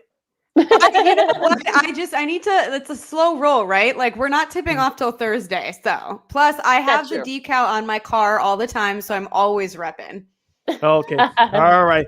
And last but definitely not least, it's been a while, but he is now back. Stand Up Bulls Nation. He's the president of Bulls Nation. There's nothing he could do about that. Me and Lakeena won our 50%, by the way, we print up those t-shirts. He's from the Locked On Bulls podcast. You can listen to that along with our good friend, Mr. Big Dave Watson. You can download the Locked On Bulls podcast wherever you get your podcast. He's a fan favorite. I know he's going to make his campaign stops back at the United Center coming this fall and winter. He's our good friend, Mr. Matt Pat. Matt, welcome back to the show. Thanks for having me, Sid, Lakeena, Josh. Good to see y'all. Hey, Alana, I'm in a great mood today because yesterday I watched Candace Parker do what your boy D-Wade couldn't do, and that was come back to her hometown team and win them a championship. I was wondering how you were going to throw a dig at me. I was like, there's going to be something here. I didn't think it was going to go that way, but you know what? Bring it. Candace wins chips for her hometown team. She doesn't just steal their money. But yeah, good to be with y'all. Yeah, Matt, you stole our thunder, but this is what we do here, folks. So once again, if you have any comments or questions about the Bulls in the NBA during this hour, go to Sports Zone Chicago on Facebook, Sports Zone Chicago on YouTube. Place your questions or comments in the comment section. Lakeena will get them up on the screen for you. And speaking of the Chicago Sky, before we get started, we'd like to congratulate them on winning the WNBA championship for 2021. They defeated the Phoenix Mercury in 4 games. Candace Parker, as Matt mentioned, brought helped the Sky bring the championship home to Chicago. We just want to get you guys' quick thoughts. Josh, we'll start with you on the Sky winning the championship yesterday. Oh, it's a beautiful thing. Championships are back in the city. I think I read a stat where this is the first professional championship Chicago has seen pretty much since maybe the Cubs winning the World Series. It's been a while. It's been a while for Chicago to celebrate victories like this. But, you know, Candace Parker came in and did her thing. So she's definitely a Chicago GOAT and legend. And on top of it, for me personally, I got to give a shout out to Allie quickly because, you know, DePaul's in the building. So I got to give a shout out to DePaul. Yes. DePaul alum Allie quickly for coming up big in Game 4 with the huge clutch 3-point jump shots, especially in the fourth quarter, to help keep the team afloat before Candace Parker, Stephanie Dolson, and Snoop, the Steve Nash of the WNBA, sealed the deal for us. So I'm just happy for the team, happy for the city, happy for Candace to accomplish a huge goal that not many people are able to do. And Chicago's back on the map when it comes to winning success. So to be able to do it with stars that we have and the team that we have, hey, sky's the limit. So I'm excited for it. Alana? I'm just so happy to see Big Dave that I'm totally thrown off. You know what? I'm just going to keep it short and sweet. We love to see it. Like, the city did something awesome. I will admit I fully got teary-eyed when Candace was hugging her daughter. So it's great for the city. It's great for them. And it's cool that the WNBA has been as recognized as they have over these past few seasons. It's about damn time. Let's welcome in the final member of our esteemed panel, Mr. Big Dave Watson, the other co-host of the Locked On Bulls podcast. So he's a good friend of the show. Big Dave, how you doing, man? Welcome back. First of all, I like the funk you're putting in your voice when you're saying my name right now. I like that. Right? Show you some love. I'm feeling that. That's what we do. I'm feeling that. But good to see everybody. Lakeena, Joshua, Alana, Matt. I just spent wonderful time recording a podcast with you. I know. You guys just recorded just a few minutes ago. I just finished the show and I was like, no, man, I got to do something at 1. We never even discussed that we were doing this show. I was like, no, I got to do a show at 1. I got to do another show at 1. This is actually the first time we've had them separately. This is the first time the two of them have been together in this setup. So it's crazy. So now what do you think about the Sky winning and what this does, hopefully, for like the growth of the WNBA? Yeah, I mean, hopefully it is great growth for the WNBA. That was a weird thing to see in the aftermath, is that the Mercury Sky players, declined meeting with the media. Yeah. I don't know if we'll ever get the full story on why they did that. I thought that was, too bad, because you're trying to grow this game. And, I think we're probably going to see that these WNBA finals with Candace Parker and with all these stars, the GOAT, Diana Taurasi and Brittany Griner on the other team, like, there were a lot of fun star players and stories, but the basketball was so well played that the ratings were probably good. So I was like, you're trying to build up your game right now. It was, of course, it's always hard to face the media when you come out on the losing side of a finals, but that put a little damper on it for me. But as far as what the Sky did, somebody else mentioned it. Vandersloot, just like any time they needed a calm, level-headed, smart possession, whether she got to the rim herself or found a good look for her teammates, it was huge. And then, you can't say underrated because she won finals MVP, but Kalia Copper, my goodness. I mean, anytime they needed a big, momentum swinging play, like maybe the game was getting away from them, she came up with a big offensive board and a putback, or anytime they needed a big play, Copper was there. She was everywhere. She was Roy Kent out there. It was awesome. Dave? Yes. I echo what Matt just said. I mean, Copper is the one who changed everything for me as far as how I viewed the Sky. Because going in, if you're just on the outside looking in, you're like, oh, it's Candace Parker. Oh, it's Candace Parker. You're focused on Candace Parker. She's from the hometown. She's got to bring the championship back. Obviously, she's a little older, but obviously it's about Candace Parker. And from the minute you see Copper out there, from the minute when the playoffs started, you were like, yo, who is this? Like, she was absolutely incredible. The athleticism was off the charts, and the goon nature of it. Y'all know I love a goon. The goon nature of her was insane. Like, when she was going at Brittany Griner, I'm like, yeah, she does not care. like she didn't care about anybody or anything. But to combine that with the actual skill that she possesses, man, is what makes her special. Vandersloot, again, another one from the jump of the playoffs and how they began. You saw the record she set for the assist in the playoffs, man. It was amazing what she did out there. And her wife Quigley came to play also in the final game as well. Hit some huge buckets for the Chicago Sky. I was more impressed after they lost that game in Phoenix. I remember texting Matt and John in our text chain. I said, you know what? The Sky are going to win this series. Like, I knew it from that point on. You could see it, that was their series. I'm like, if that's the best punch that Phoenix can give right there, and the Sky, I mean, they took that punch and took them to overtime. They had no business going to overtime with how they were playing in that game. And they had a chance to win it. I'm like, if they took that punch from them on their home floor and they still got you to overtime and they almost won that game, this series is over. Like, you saw it then. I'm like, this series is a wrap, man. And you saw it from the minute they came back to Chicago. They had no intentions of going back to Phoenix, man. So it was beautiful. I loved it. It's great for the city, man, and it's definitely great for the WNBA as well. I remember Copper learned some of that from, Coach C, Vivian Stringer. And also, she's a Philly girl at Rutgers. Also, she's a Philly girl too. Yeah. So she taught. Yep, sure is. She showed a lot of that. She showed a lot of that. That picture of her like leaning over Sophie Cunningham. Mm-hmm. Yeah, I saw that. Hang that in the Louvre, like that. Yes, sir. Amazing, like AI stepping over Ty Lue vibes. I loved it. Word. Definitely gonna be probably one of the most iconic sports, photos probably ever. So let's get to the NBA for a second. Of course, we'll start with Bulls first. What do you think is the Bulls' ceiling? They've made numerous acquisitions. We talked about it. We've all talked about it. You guys have talked about your respective platforms. Matt, I'll start with you. Where is the Bulls' ceiling? Where can they finish in the East? I mean, I would say that their absolute ceiling is somewhere 3 or 4. If everything goes well, if the team gels immediately, if the additions of Caruso and Lonzo and some of these other pieces, Alizé, Derrick Jones, give them not the size but the length on defense, and they're a better defensive team than a lot of people expect, and maybe some of those other teams that are fighting for spots 3 and 4, assuming Milwaukee and Brooklyn go 1-2, Philly, Boston, Atlanta, the Knicks, maybe 1 or 2 of those teams take a step back. 3rd or 4th seed and maybe the second round. I think that's what I would call the ceiling for the Bulls this season. Josh, I concur, my brother, because at the end of the day, we have been overlooked throughout the whole offseason in these rankings. It is ridiculous, yes. Right? So we just need to put that out there. But they showed it in the preseason what the capability of it really can be. Even though the stars didn't play tons of minutes or big minutes, you saw that there is a potential that this big 3 that we have in Chicago now with DeRozan, LaVine, and Vucevic can work along with the additions of the point guard in Lonzo Ball that from a distribution and offensive perspective is great.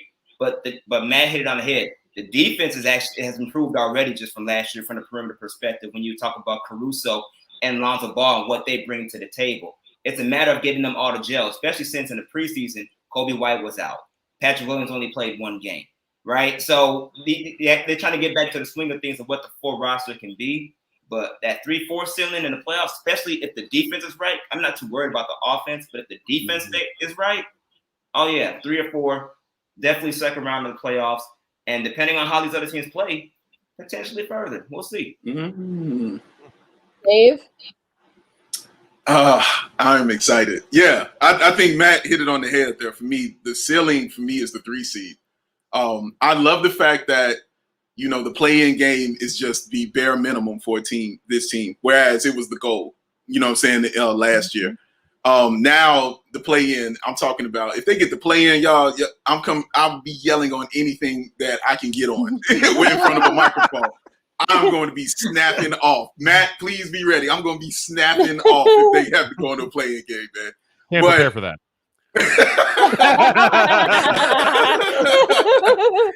But man, I have them at a 6 seed. But as far as ceiling is concerned, 3 seed, man. That starting 5, I will put up against whoever you got in the East. Obviously, you got your Nets and you got your Milwaukee Bucks. But after that, I'll put it up against anybody. You know what I mean? Who won it? I love the fact everybody, their defense is definitely improved. There's no doubt about that. Their defense is going to improve. You got Lonzo out there, you got Caruso out there, and the IQ of the overall team has improved, which means your defense is going to improve because of that reason. But I know everybody talks about the offense, but my God, the offense, the way they are going to do, the variety of ways they can score. Any way you want it, you can get it that way. I promise you. They will give it to you anyway. You saw it in these preseason games. When they wanted to give it to you inside, Vooch in the post all day long. He and Lonzo running pick and pops, pick and rolls. It was easy. Zach wanted to take over. You saw that in the Memphis game in the 4th quarter. Zach said, I'm going to take over. Ended up with 30 points. It was amazing to watch. Gave DeRozan his time to take over. Okay, bet. Let me just run it. Let me run my mid-range game. Let me hit you with these spins. Let me let you walk away with these buckets. When Lonzo Ball wanted to get in, you saw what happened against New Orleans. His 3-point shot was on fire. It was amazing to watch that game. And even just in the little bit we saw Patrick Williams, you saw exactly how he is going to impact them on the offensive end. Because when those guys who are all penetrators, who all like to drive and get to the bucket, but they're all great passers out of that. And you saw that with Lonzo when that drive and that kick, the 2 threes he hit were driving kicks from Lonzo, and he was wide open for those rainbow threes, man. So that offense, they can give it to you any kind of way. And the bench is great, led by Caruso. And we still haven't seen Kobe White. He's going to improve the offense on the bench. That's going to be a big deal when he gets back as well. So, yeah, man, this Bulls team is ready. I'm ready. If y'all think I got joy now all the time, it's about to be out of control. I promise you. It's about to be OC. My God. Alana? Yeah, Alana. Yeah, Alana. All right. Y'all are wildin'. Come on, y'all are wildin'. Y'all aren't hitting 3 because that's Miami's spot. I do have the Bulls in 5th. And I feel like they're going to – I have them in 5th, but I think they could take 4th. Philly's dumpster fire right now, and that's the only person I'd really have in front of them. Atlanta scares me a little bit for the Bulls too. I said this on another pod that I don't think has come out yet yesterday. But Atlanta, to me, I hope for the best for them, but there's something about them that I feel like they just got not lucky, but they capitalized off of last year. I just don't know if it's going to be as sustainable. I love Trae Young. I think it's a great young core, but I just don't have as much faith in them. So I don't know. I'm putting the Bulls 5th. Maybe 4th. The offense is crazy fun to watch. And I think you can tell they're having fun, which is the first time I think we could say that in years. And I think that's going to make a huge difference. Caruso is already proving that he's more than just, what meets the eye. I think his defense is going to be killer. I think they needed someone to kind of light up that second unit. To your point, Dave, we haven't even seen Kobe White. And so to me, I'm super excited. I think they're going to go far. I'm just a little hesitant because the Bulls have a just history of not performing as well as they could, and that has nothing to do necessarily with the players or the roster and the way that it's constructed. I'm cautiously optimistic, but they look great already. The pace is crazy. I think the fact that Lonzo is going back to a traditional point guard is going to make all the difference. Sid? I appreciate that. Yeah, as I said all summer, Lakeena, the Bulls, their ceiling for me is between 45 and 48 wins. If they win 50 or more, so be it. I'll be happy as a fan. But I think 48 wins is the ceiling for this Bulls team. I'm with you guys. I'm cautiously optimistic. It's just a couple of things. How soon can DeRozan and Lonzo Ball and Zach LaVine, how well will they gel together? How soon will that process be? And I know there's talk about Zach LaVine being MVP. I'm not so sure about that. Several of y'all want that to happen. I don't know how realistic that is, but I want to see how this team performs on the defensive end, especially with now Daniel Tice, as we talked about before. He's no longer on the team. Who's going to bring that defensive energy off the bench to block shots or rebound? Well, I think for me, look, as long as they stay away from the play-in game, I'm kind of like at that stage. Look, I think they're good enough to be at least a 5th seed now. Yeah, stay out of 7. Stay out of 7. Yeah. That's the kid at the UC. I think that as long as they get out, they get away from the play-in. I think they're fine. I think look, the 5th, realistically, they could be a 4 to a 6 seed. If they can make a 3 seed, great. They're not there to be a 2, but I feel like the ceiling I think is going to be a 3 or a 4. That's my ceiling for them.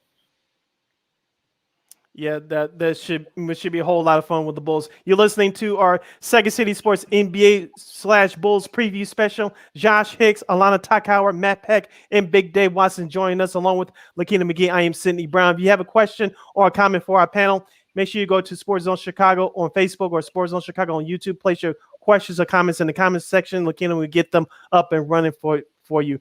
Guys, let's stay with the Bulls. And Matt, I'll start with you first. Zach LaVine, of course, he did a great job at the Olympics this summer, bringing home the gold for the USA basketball team.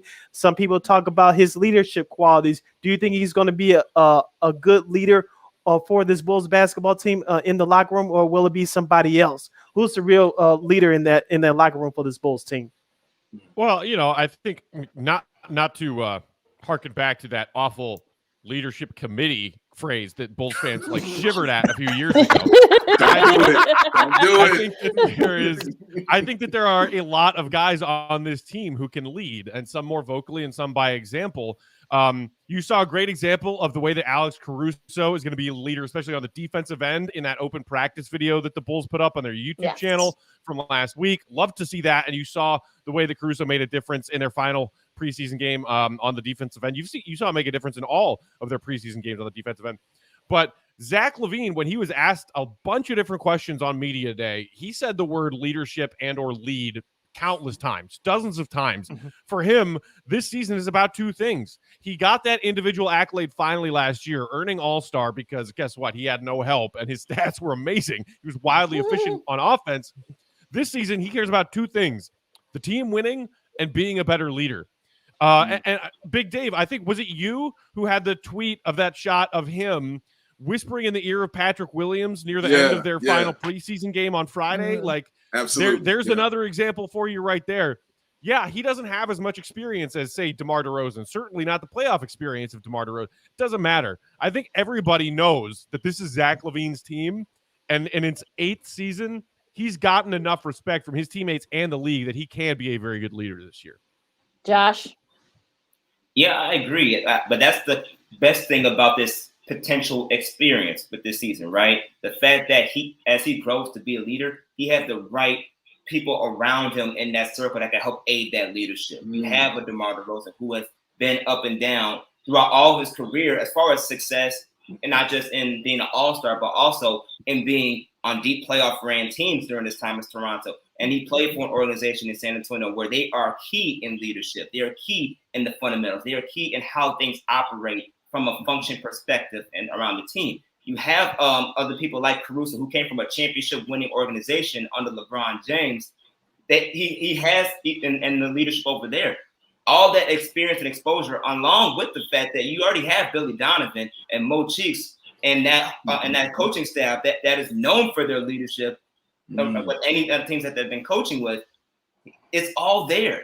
And all he has to do is just soak it in. And combining that with his Olympic experience, playing under Greg Popovich, playing with Kevin Durant, and the superstars that be in this league, the sky's the limit where he just has to take that extra step, just take that extra trajectory. And the Bulls have set a perfect platform for him to take that extra step this year. Will he take it? That's the key. But that is something that we cannot overlook, is the fact that the Bulls literally gave him not just the talent, but the platform now with the experience around him to be the leader that he wants to be, but the team expects him to be.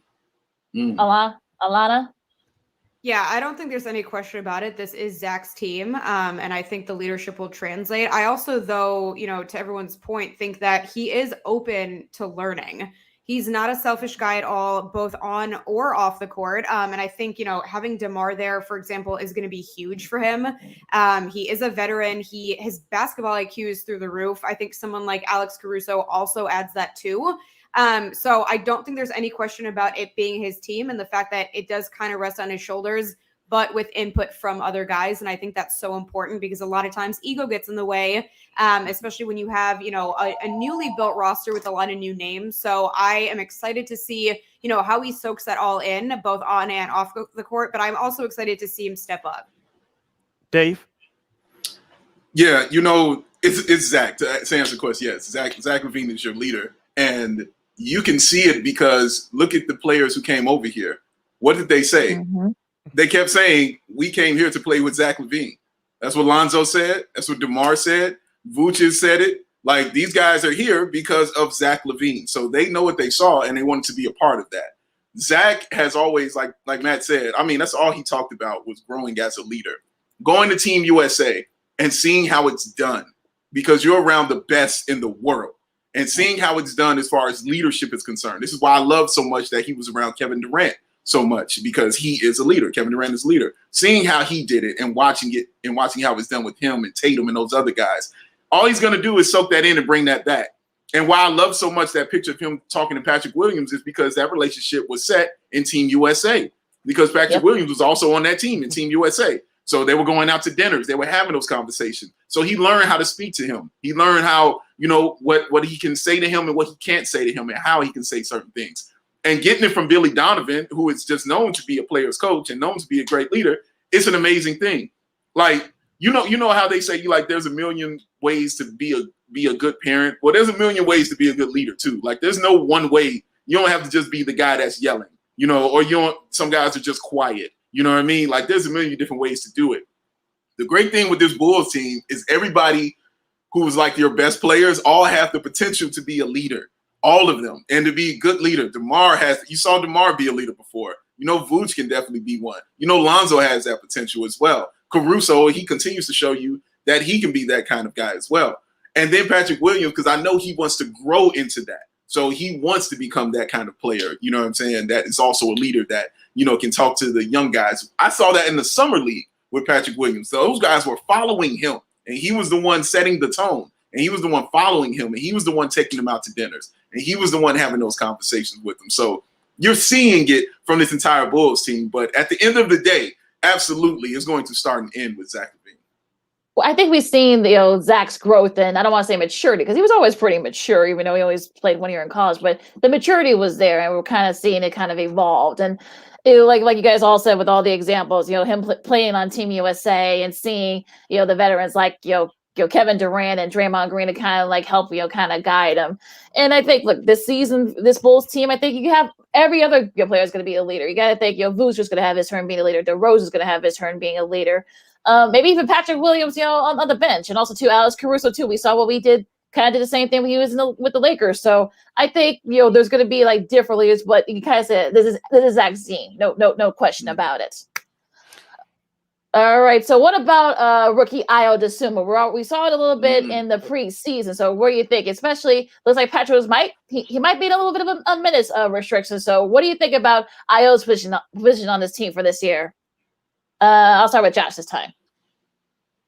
I think for him, it's just fitting into his role because of the fact that as a guard, you're already stacked now from the guard position on this team. So time is already going to be limited. But what you do with your time is what's going to keep you on the floor and keep you on the roster from an interest perspective when you're needed the most. Can they count on you for what they want you to do? I think that's going to be the biggest thing for Ayo is finding what role that is on this team, because he is already a polished gamer that can do more than multiple things on not just offensive but defensively. He is technically a ready now player that was drafted. So therefore, with the Bulls having that at their luxury, on top of all the talent that they just acquired this offseason, he may not see a lot of time on the court, but if he can hit the open shot when necessary, if he can limit turnovers, if he can be good defensively, sound defensively, be at the right place at the right time, if you can keep an offense flowing by moving the ball around, those little things add up a lot down the line, especially from a long 82 game season where injuries pile up and rosters change. He can eventually emerge into that more of a bigger role over time. But right now, he has to figure out what that role really looks like. And I think he's gonna, kind of struggle with it a little bit in the beginning.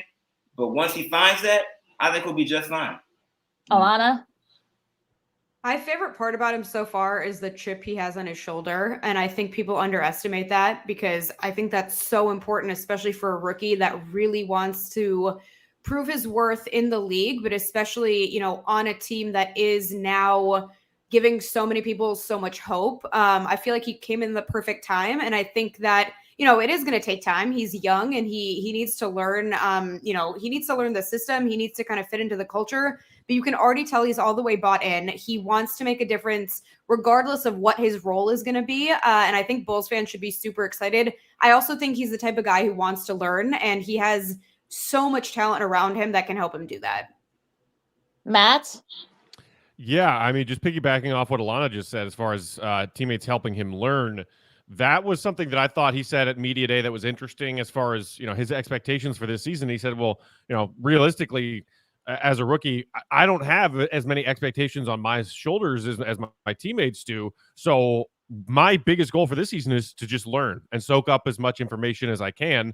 So I love to hear that from him because you heard similar things about Patrick Williams. So, you hope that younger core of Bulls who maybe if and when DeMar and Vooch kind of phase out and like, okay, maybe Zach's still here and Zach's your guy, can Ayo and Patrick become those guys who mature quickly and maybe are even contributors before you have to pay them monstrous contracts. That's how NBA teams can, get sneaky good these days. But the other thing to me that I've seen from Ayo, he looked a little herky-jerky in those summer league performances, but whatever, maybe it was training camp, just getting to know his team and his role and feeling settled. In that third preseason game against Cleveland in the fourth quarter, it's just preseason, but that dude was fearless. And he had back-to-back ISO buckets. One of them, like a little crossover, hit a floater in the lane. Another one, he's driving right, goes high off the glass, like over, was it over Taco Fall? Like legit over like a 7.5 footer. Yeah, and you're like, oh, like this kid, I don't care that I'm a second-round rookie. Like, fearless. Do we need a couple of buckets late in this game? Is everybody else kind of struggling to score the ball right now? Give me the ball. I'll win us the game. And he did. That was awesome to see. Dave? What I like Alana mentioned, and Alana's saying this stuff because she want him to come to the Heat. Don't get twisted by that. Don't get twisted. I don't always have an agenda but here. I'm just saying. I gotta go watch you. We're gonna come to the Heat. I gotta watch. But what I like she mentioned the chip on his shoulder, because that was one of the things he said when he came in was there are not 37 players better than me, because he was drafted 38. He was like, there's not 37 better than me. So he came in with that chip and that idea. And of course, he's from Chicago. So he comes in already. You already know where he is mentally. Okay. So, and the other thing I like about him, and the players have said this about him, the questions that he asks. Zach said he's never been around a young player that asks more questions than Ayo. He was like, he is always asking questions all the time. That's all. Vooch has said it. DeMar has said it. Lonzo has said it. They say he's always asking questions every single time. If when guys have that first guy in, last guy out mentality, he has that mentality because when guys are thinking they're the last one out, well, guess what? You're going to be shooting with Ayo because he's not leaving until you leave. You know what I mean? So he has that kind of basketball crazy that I like. And he, like Matt said, man, he is not scared. He is so fearless out there, but it's not fearless to the point where it's reckless. You know what I'm saying? Like there's a real controlled chaos in how he plays, especially on the defensive end. He had so many plays I could point to in the preseason where his steals just ignited so many things, or, his deflections, or just getting his hands up, or how he knew where to be on the double team. I was watching little stuff. I love little things players do within the game. He was doing something on the break that in the last game when he got the steal and got it to Caruso, and when they got it to Stanley Johnson, I was watching Ayo run right alongside with Caruso, but he noticed Stanley Johnson was running ahead. He stopped and he moved over and he started going over to the baseline to give that space for that pass to be allowed to be thrown. So he give that space to Alizé to make that move and get that layup. That's that little stuff right there that rookies are doing. He's a rookie and he's doing that little kind of thing right there. So that's what made me excited about him. You're right. He'll definitely have to find, I don't know where the playing time will come from, but I think he'll get an opportunity while Kobe is out to get into the game, in situations, because they got an ill schedule to start the season. So they're going to need all hands on deck, and they're going to need some defense, and hopefully he can provide that for the Bulls. Sid? I agree with Dave and Josh. Of course, the playing time for Dosunmu is going to be valuable because Kobe White is going to start off the season on the injury list. But what he does with his time is very important. Let's not forget, guys, unlike Derrick Rose a decade ago, all the pressure is not on Dosunmu to carry this franchise. So he's going to be comfortable in that role as a role player, getting this extra time. It's going to help him out in the long run. And when Kobe White comes back, wherever Dosunmu's role is, hopefully he's going to be comfortable in that role. He's going to contribute to this team in a mighty long way. Totally agree. Let's talk about the NBA as a whole for a second. Dave, I'll start with you. Do you think it's championship or bust for either the Lakers or the Nets? Oh, yeah. But definitely for both of those teams, it's championship or bust. But I think more so the Lakers, because I don't want to call it an excuse, but if the Nets don't, make it in, they have a reason that they can actually point to. You know what I'm saying? And say, we didn't have our full, team out here. The Lakers, they went and got, the Temptations from the 80s. Like, they are. Treat her like a lady. You know what I'm saying? You know what I'm saying? Like, everybody went to their feet. You know what I mean? Everybody did my girl. And You know what I'm saying? Pop with the Rolling Stone. Now they in the 80s. You know what I'm saying? When the 80s were, Yes. you can't do the splits. You can't do the splits and stuff the same way. You know, they still are great performing. You know what I mean? But they can't do the same thing. But you can't count out a team that has LeBron James. You just can't do it. You can't count that team out. You have to see it first. You know what I mean? Before you can really believe it. It's just like last year. They didn't have, the team that they had this year, but guys like, no, they're going to the finals. Like, you still thought they were going because they had LeBron James. So you have to kind of see that first happen. But it is definitely championship or bust for that team, man. You cannot stack your team with all those guys, especially when you Melo, Westbrook, Dwight Howard, DeAndre Jordan, Malik Monk, so on and so on, like Kendrick Nunn. You get all these guys on your team who are all championship hungry, you know what I'm saying, who want to win that title. It is definitely championship or bust and it's LA. So it's definitely championship or bust for the Los Angeles Lakers for sure. Matt? I don't necessarily agree with that notion when it comes to the Lakers. Like, the Lakers should never have a championship or bust season ever again. You know why? Because they're the Lakers, and they're going to make money anyway, and they already have a zillion titles. Nobody cares. Nobody cares. Oh, the Lakers, they really need another title. It's championship or bust. No. Because guess what? LeBron, like, the only reason you might have to worry is, LeBron's not happy, he might leave. LeBron's staying with the Lakers until he retires. Plain and simple. He's there. His business is set up in LA. It is the franchise he's wanted to play for. LeBron's not going anywhere. So if this ragtag group of aging clowns around him don't win the title, big whoop, who cares? They're still going to pack the Staples Center every night. They're still going to print money, and LeBron's not going to leave. So how do you call that championship or bust?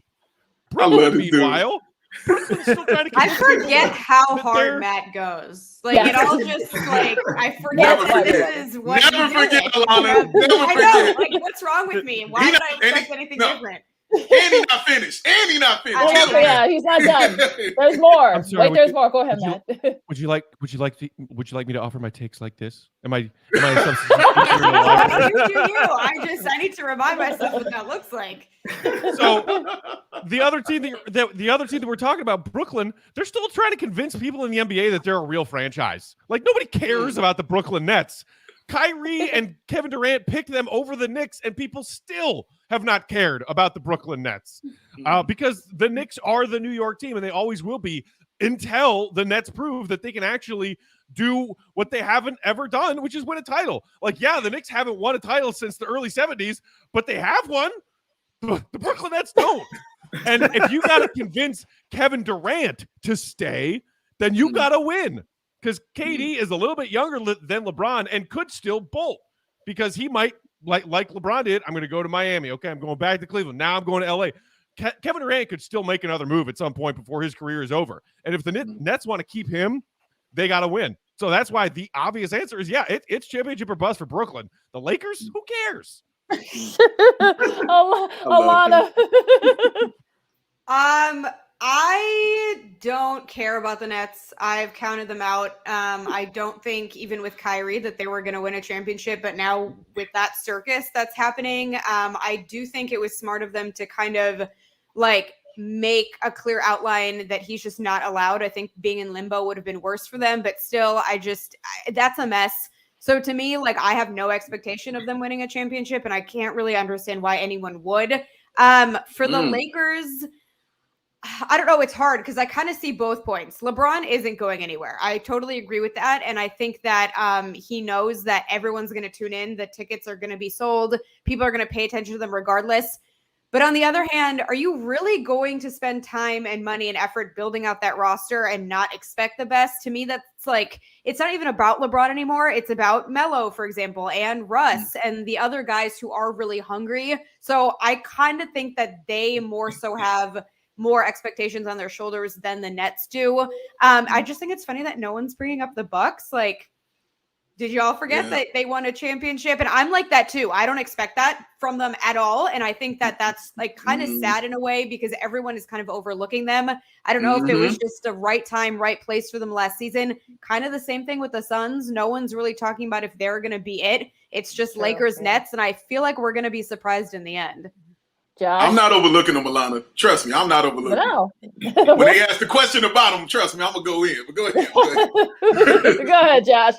Yeah, for sure. We can't overlook the champion from this past season. But to answer the question, it's honestly both. In my opinion, it's both. Obviously, because from a Lakers perspective, yeah, you're right. LeBron's not going anywhere, but LeBron is also in his 19th season in the league, and you don't know how long that prime is going to stay. So as long as you have any type of championship window of LeBron, even at the level that he's at right now, you have to take advantage of it. And the fact that there really is no future in LA outside of maybe an Anthony Davis, you're kind of stuck in this championship window. So anytime you have LeBron there, yeah, it really is championship or bust for him. But in regards to Brooklyn, especially when you talk about Kevin Durant potentially making another move from a Kevin Durant perspective from leaving the team, yeah, that might happen. I don't see it happening considering he just signed a 4-year max extension. So I don't think he's leaving Brooklyn anytime soon. How many all-star players with those huge contracts force their way out, though? Like it happens all the time. That is true.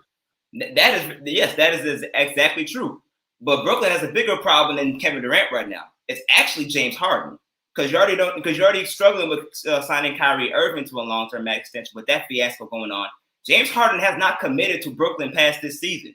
Matter of fact, he's actually said, I haven't tested free agency yet in my life. So I might actually take this opportunity. Also a head case, so that's a great point. Like, he's a wild card and he's just a loose cannon.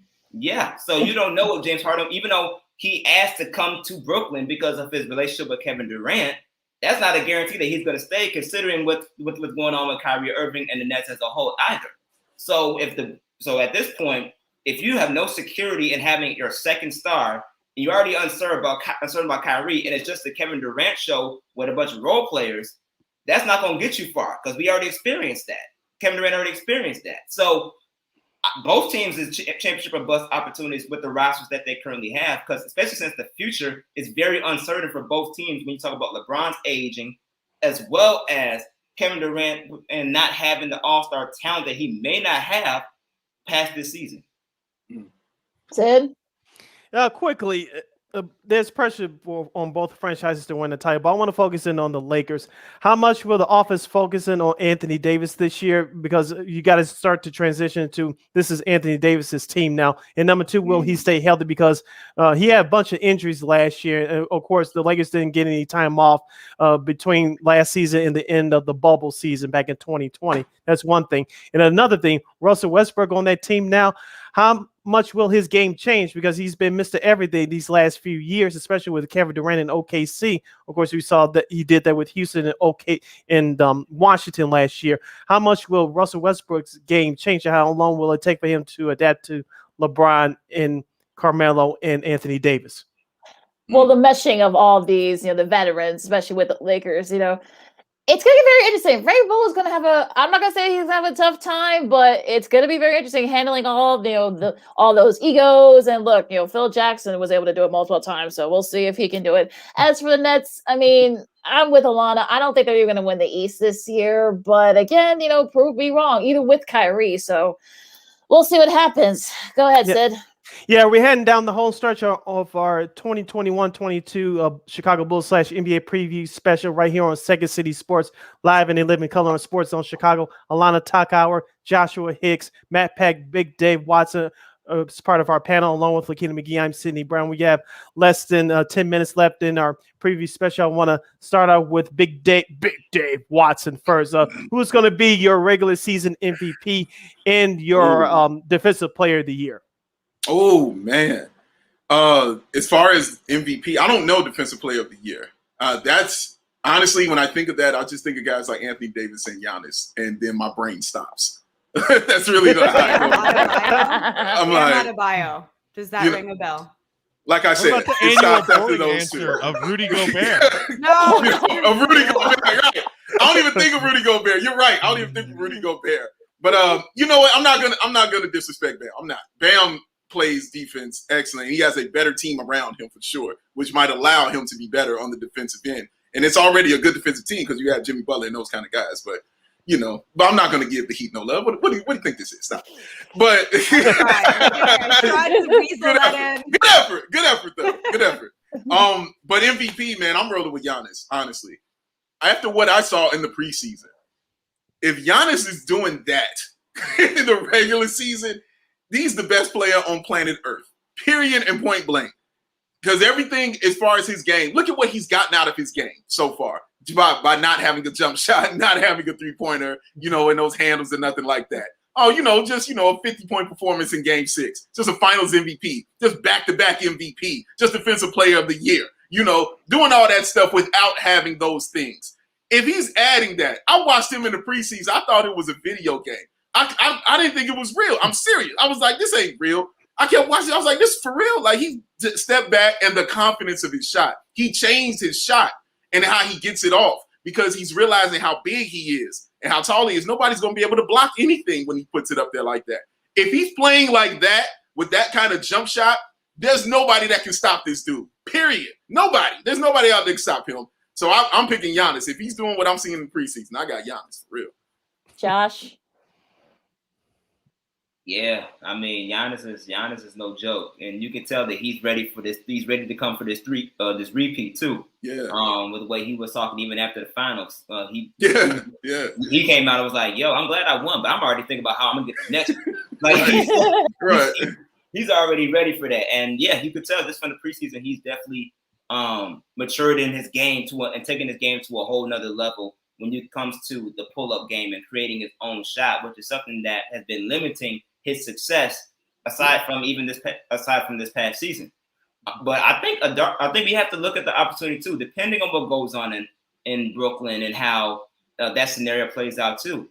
You could have either Kevin Durant or James Harden be an MVP as well, considering the fact that their third string, the third wingman, and Kyrie is all over the place right now, and he's not pretty much playing at that as far as we know what it looks like in Brooklyn for this season. It actually creates the room for Kevin Durant and James Harden to do more. And if you really want to be that technical, even last season, although Kyrie Irving was a very, very much of an assassin when it comes to how that offense worked, James Harden was the efficient playmaker for that offense that really kept that offensive team afloat, which is why they got as far as they did. So if James Harden could play at that level, combined with Kevin Durant, and they become successful this season, and maybe even if they were to be the number one team in the East and go deep into the playoffs, just with those two, one of them may be dark horse to win an MVP as well. But right now, number one, Giannis for sure. Lana? Yeah, I have Giannis. I did think about Kevin Durant for a second there, and I do think that if I had to pick a number 2, it would be him. But Giannis is just on a whole nother level. I do think he also wants to get that second championship, or at least get as close as possible, and he knows it's going to be on him to do so. He looks phenomenal already in preseason, even though I'm not one that likes to kind of talk about preseason as being indicative for the rest of the year, but he looks great. But I am giving Defensive Player of the Year to Bam. Like, he goes overlooked every year. I'm sorry, someone has to say it. He is ready. Like, it's this year. It's his time to shine. The pieces are in place around him, so no one's fucked it up. I'm going to say it. Matt. He's dope. as Matt. He's nice. He's nice. He's 6'9" and he's nice.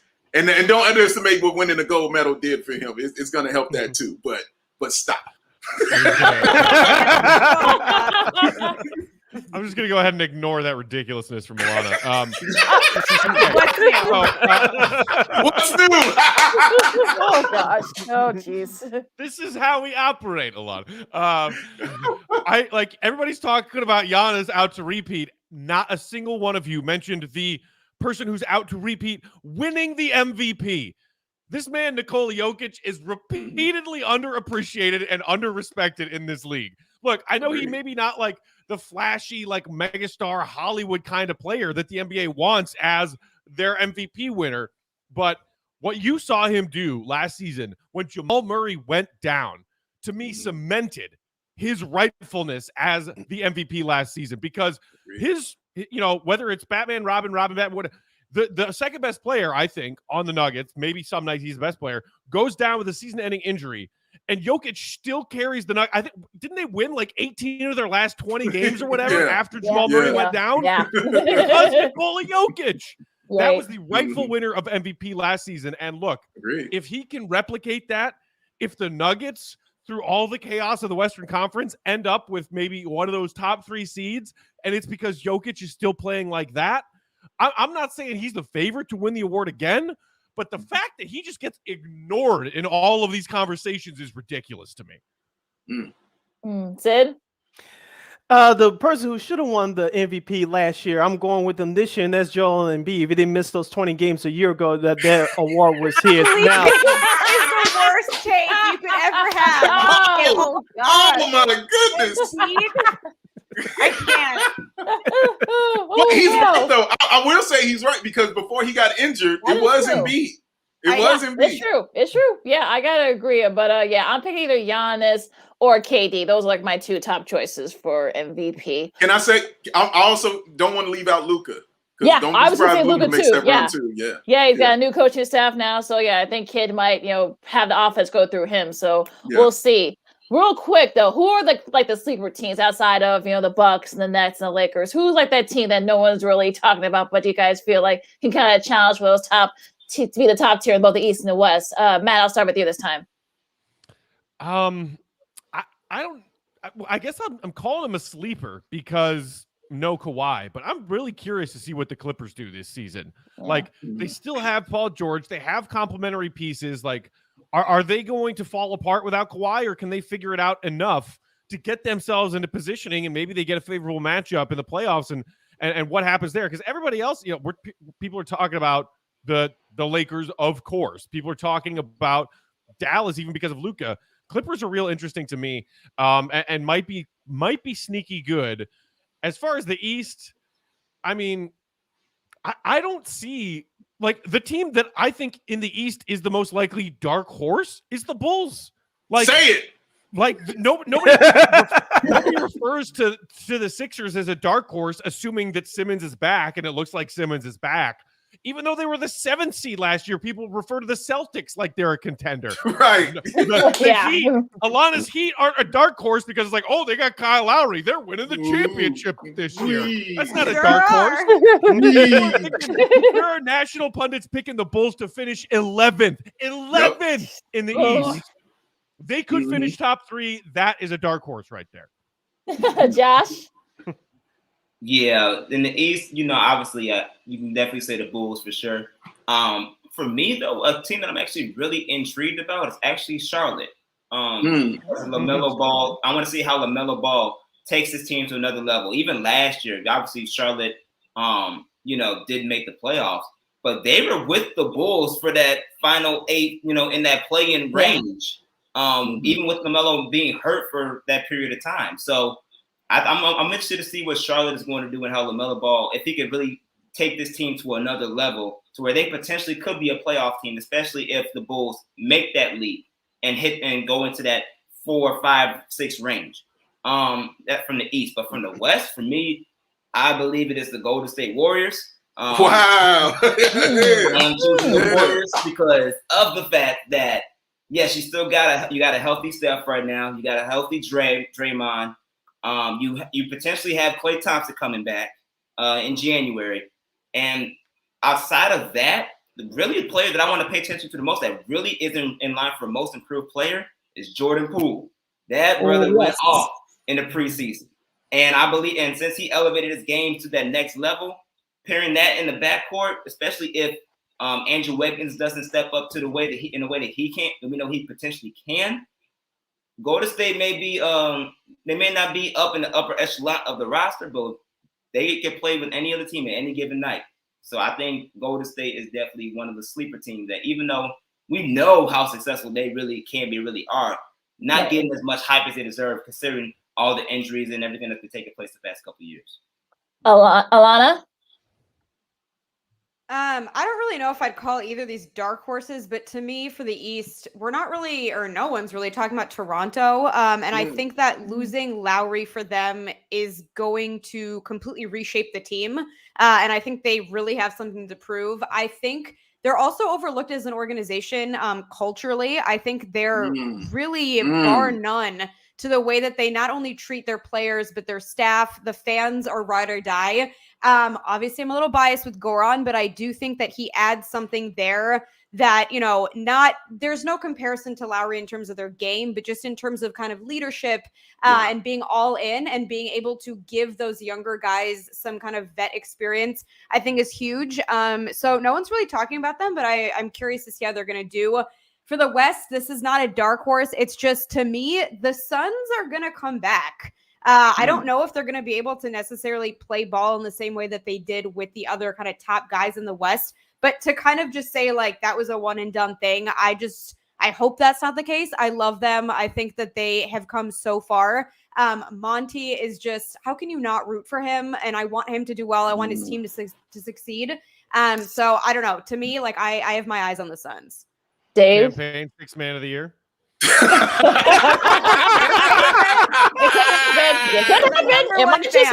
It could happen. In the West, I'm looking at Memphis.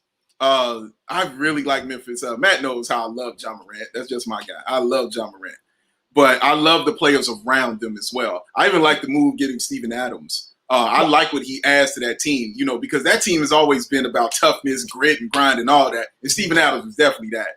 One of the best screen setters. That dude is a wall. Okay, and that's going to be important for guys like John Morant because you know how he explodes to the rim and does things like that. But Dylan Brooks as well, I'm really high on. I like Bane too, man. I like their whole team and the whole makeup of it. And I think it's time for them to finally make that playoff run because I know it's just time. It's time for them to do that. In the East, Steve, come on, how can you call them a team all about toughness? They just waived Chris Dunn the other day. I know, man. You know what I'm saying? You're right. I knew that was coming from you, Matt. Matt is correct. You know what I'm saying? But they didn't have no more room for the dog. You know what I'm saying? They didn't need the dog on their team, man. Right. No, he's a dog like that. Oh, Lord, Chris Dunn. Sorry, continue. No, I love that you did that. Trust me. But he's. The true rightful answer is the Chicago Bulls as far as dark horses are concerned, just by how national pundits, like Matt said, have been fricasseeing them and frying them, acting like this team ain't going to be that team out here in the East. They're going to be that team, okay?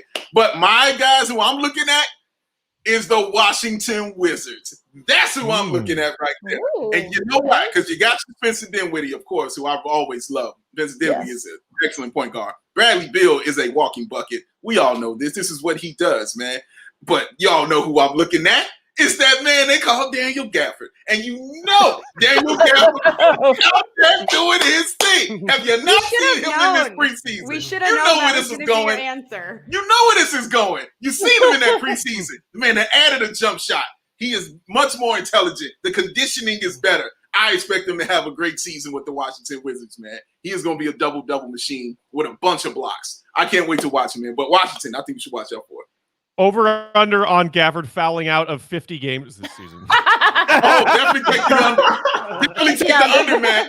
Controlled chaos. Controlled chaos, sir. Controlled chaos. Get ready for them. I love Gafford too, but that guy's got to keep his fouls under control if he wants to make a difference every night.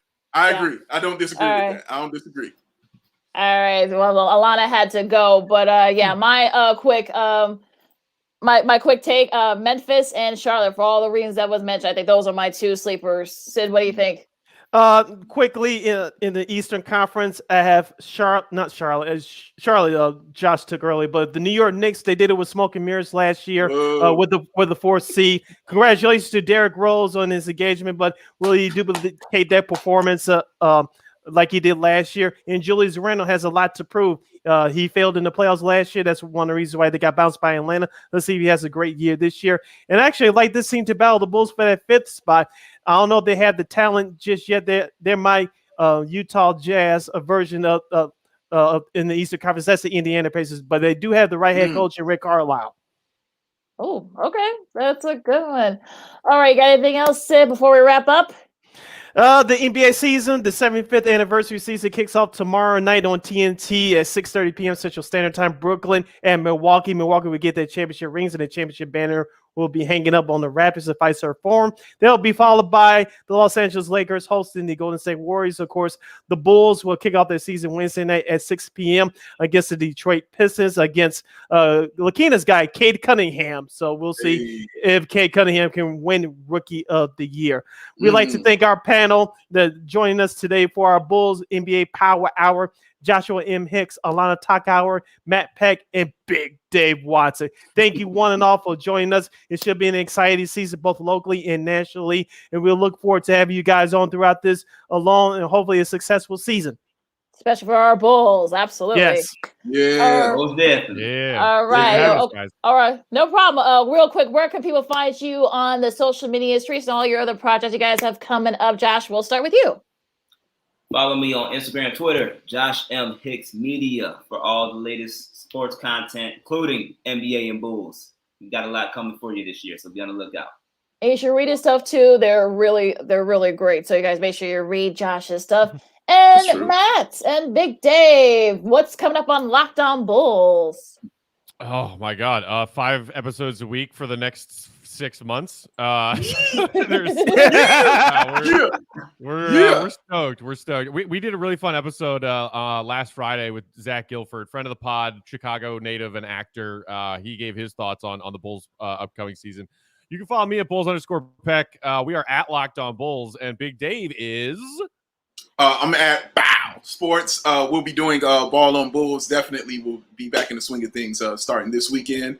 And Matt, see, if y'all don't know who Zach Guilford is, he was Matt Saracen on Friday Night Lights. So I just wanted to let y'all know that. If you don't know who that is, that's who that is, okay? Yeah. And he got on and we had a great time, man. He did an ad read and everything. It was amazing. It was amazing. It really was. Clear eyes, full hearts, go Bulls. Oh my gosh. Hey, you can follow our girl Alana Takauer at Alana ALLANA Takauer TACHAUER on her social media, and also to 5 Reasons Sports. Also too, she's also doing some stuff for NBC Sports Chicago. So congrats to her. She's gonna be have some stuff coming up too. Say what's up. Yeah, real quick. I know we got a boogie, but anybody else can chime in as well. But Big Dave, did you watch the versus battle last night between Big Daddy Kane and KRS-One? If you did, what were your thoughts? Listen, man, KRS-One is just outside my top 5, and Big Daddy Kane is just outside my top 10. So yes, I definitely was watching that battle last night. It was great to watch. It was great to see, man. And KRS-One won like I thought he would win. I thought he came out as the winner. It's hard to match his live show. Honestly, you can't match that energy. Even that dude is almost like 60 years old, and you still can't match that kind of energy out there. And the breath control on Big Daddy Kane was amazing. He definitely stopped drinking and smoking a long time ago because the breath control on that man was absolutely unreal. And it was so much hip hop going on that night, man. They brought out a lot of great people, a lot of pioneers, man.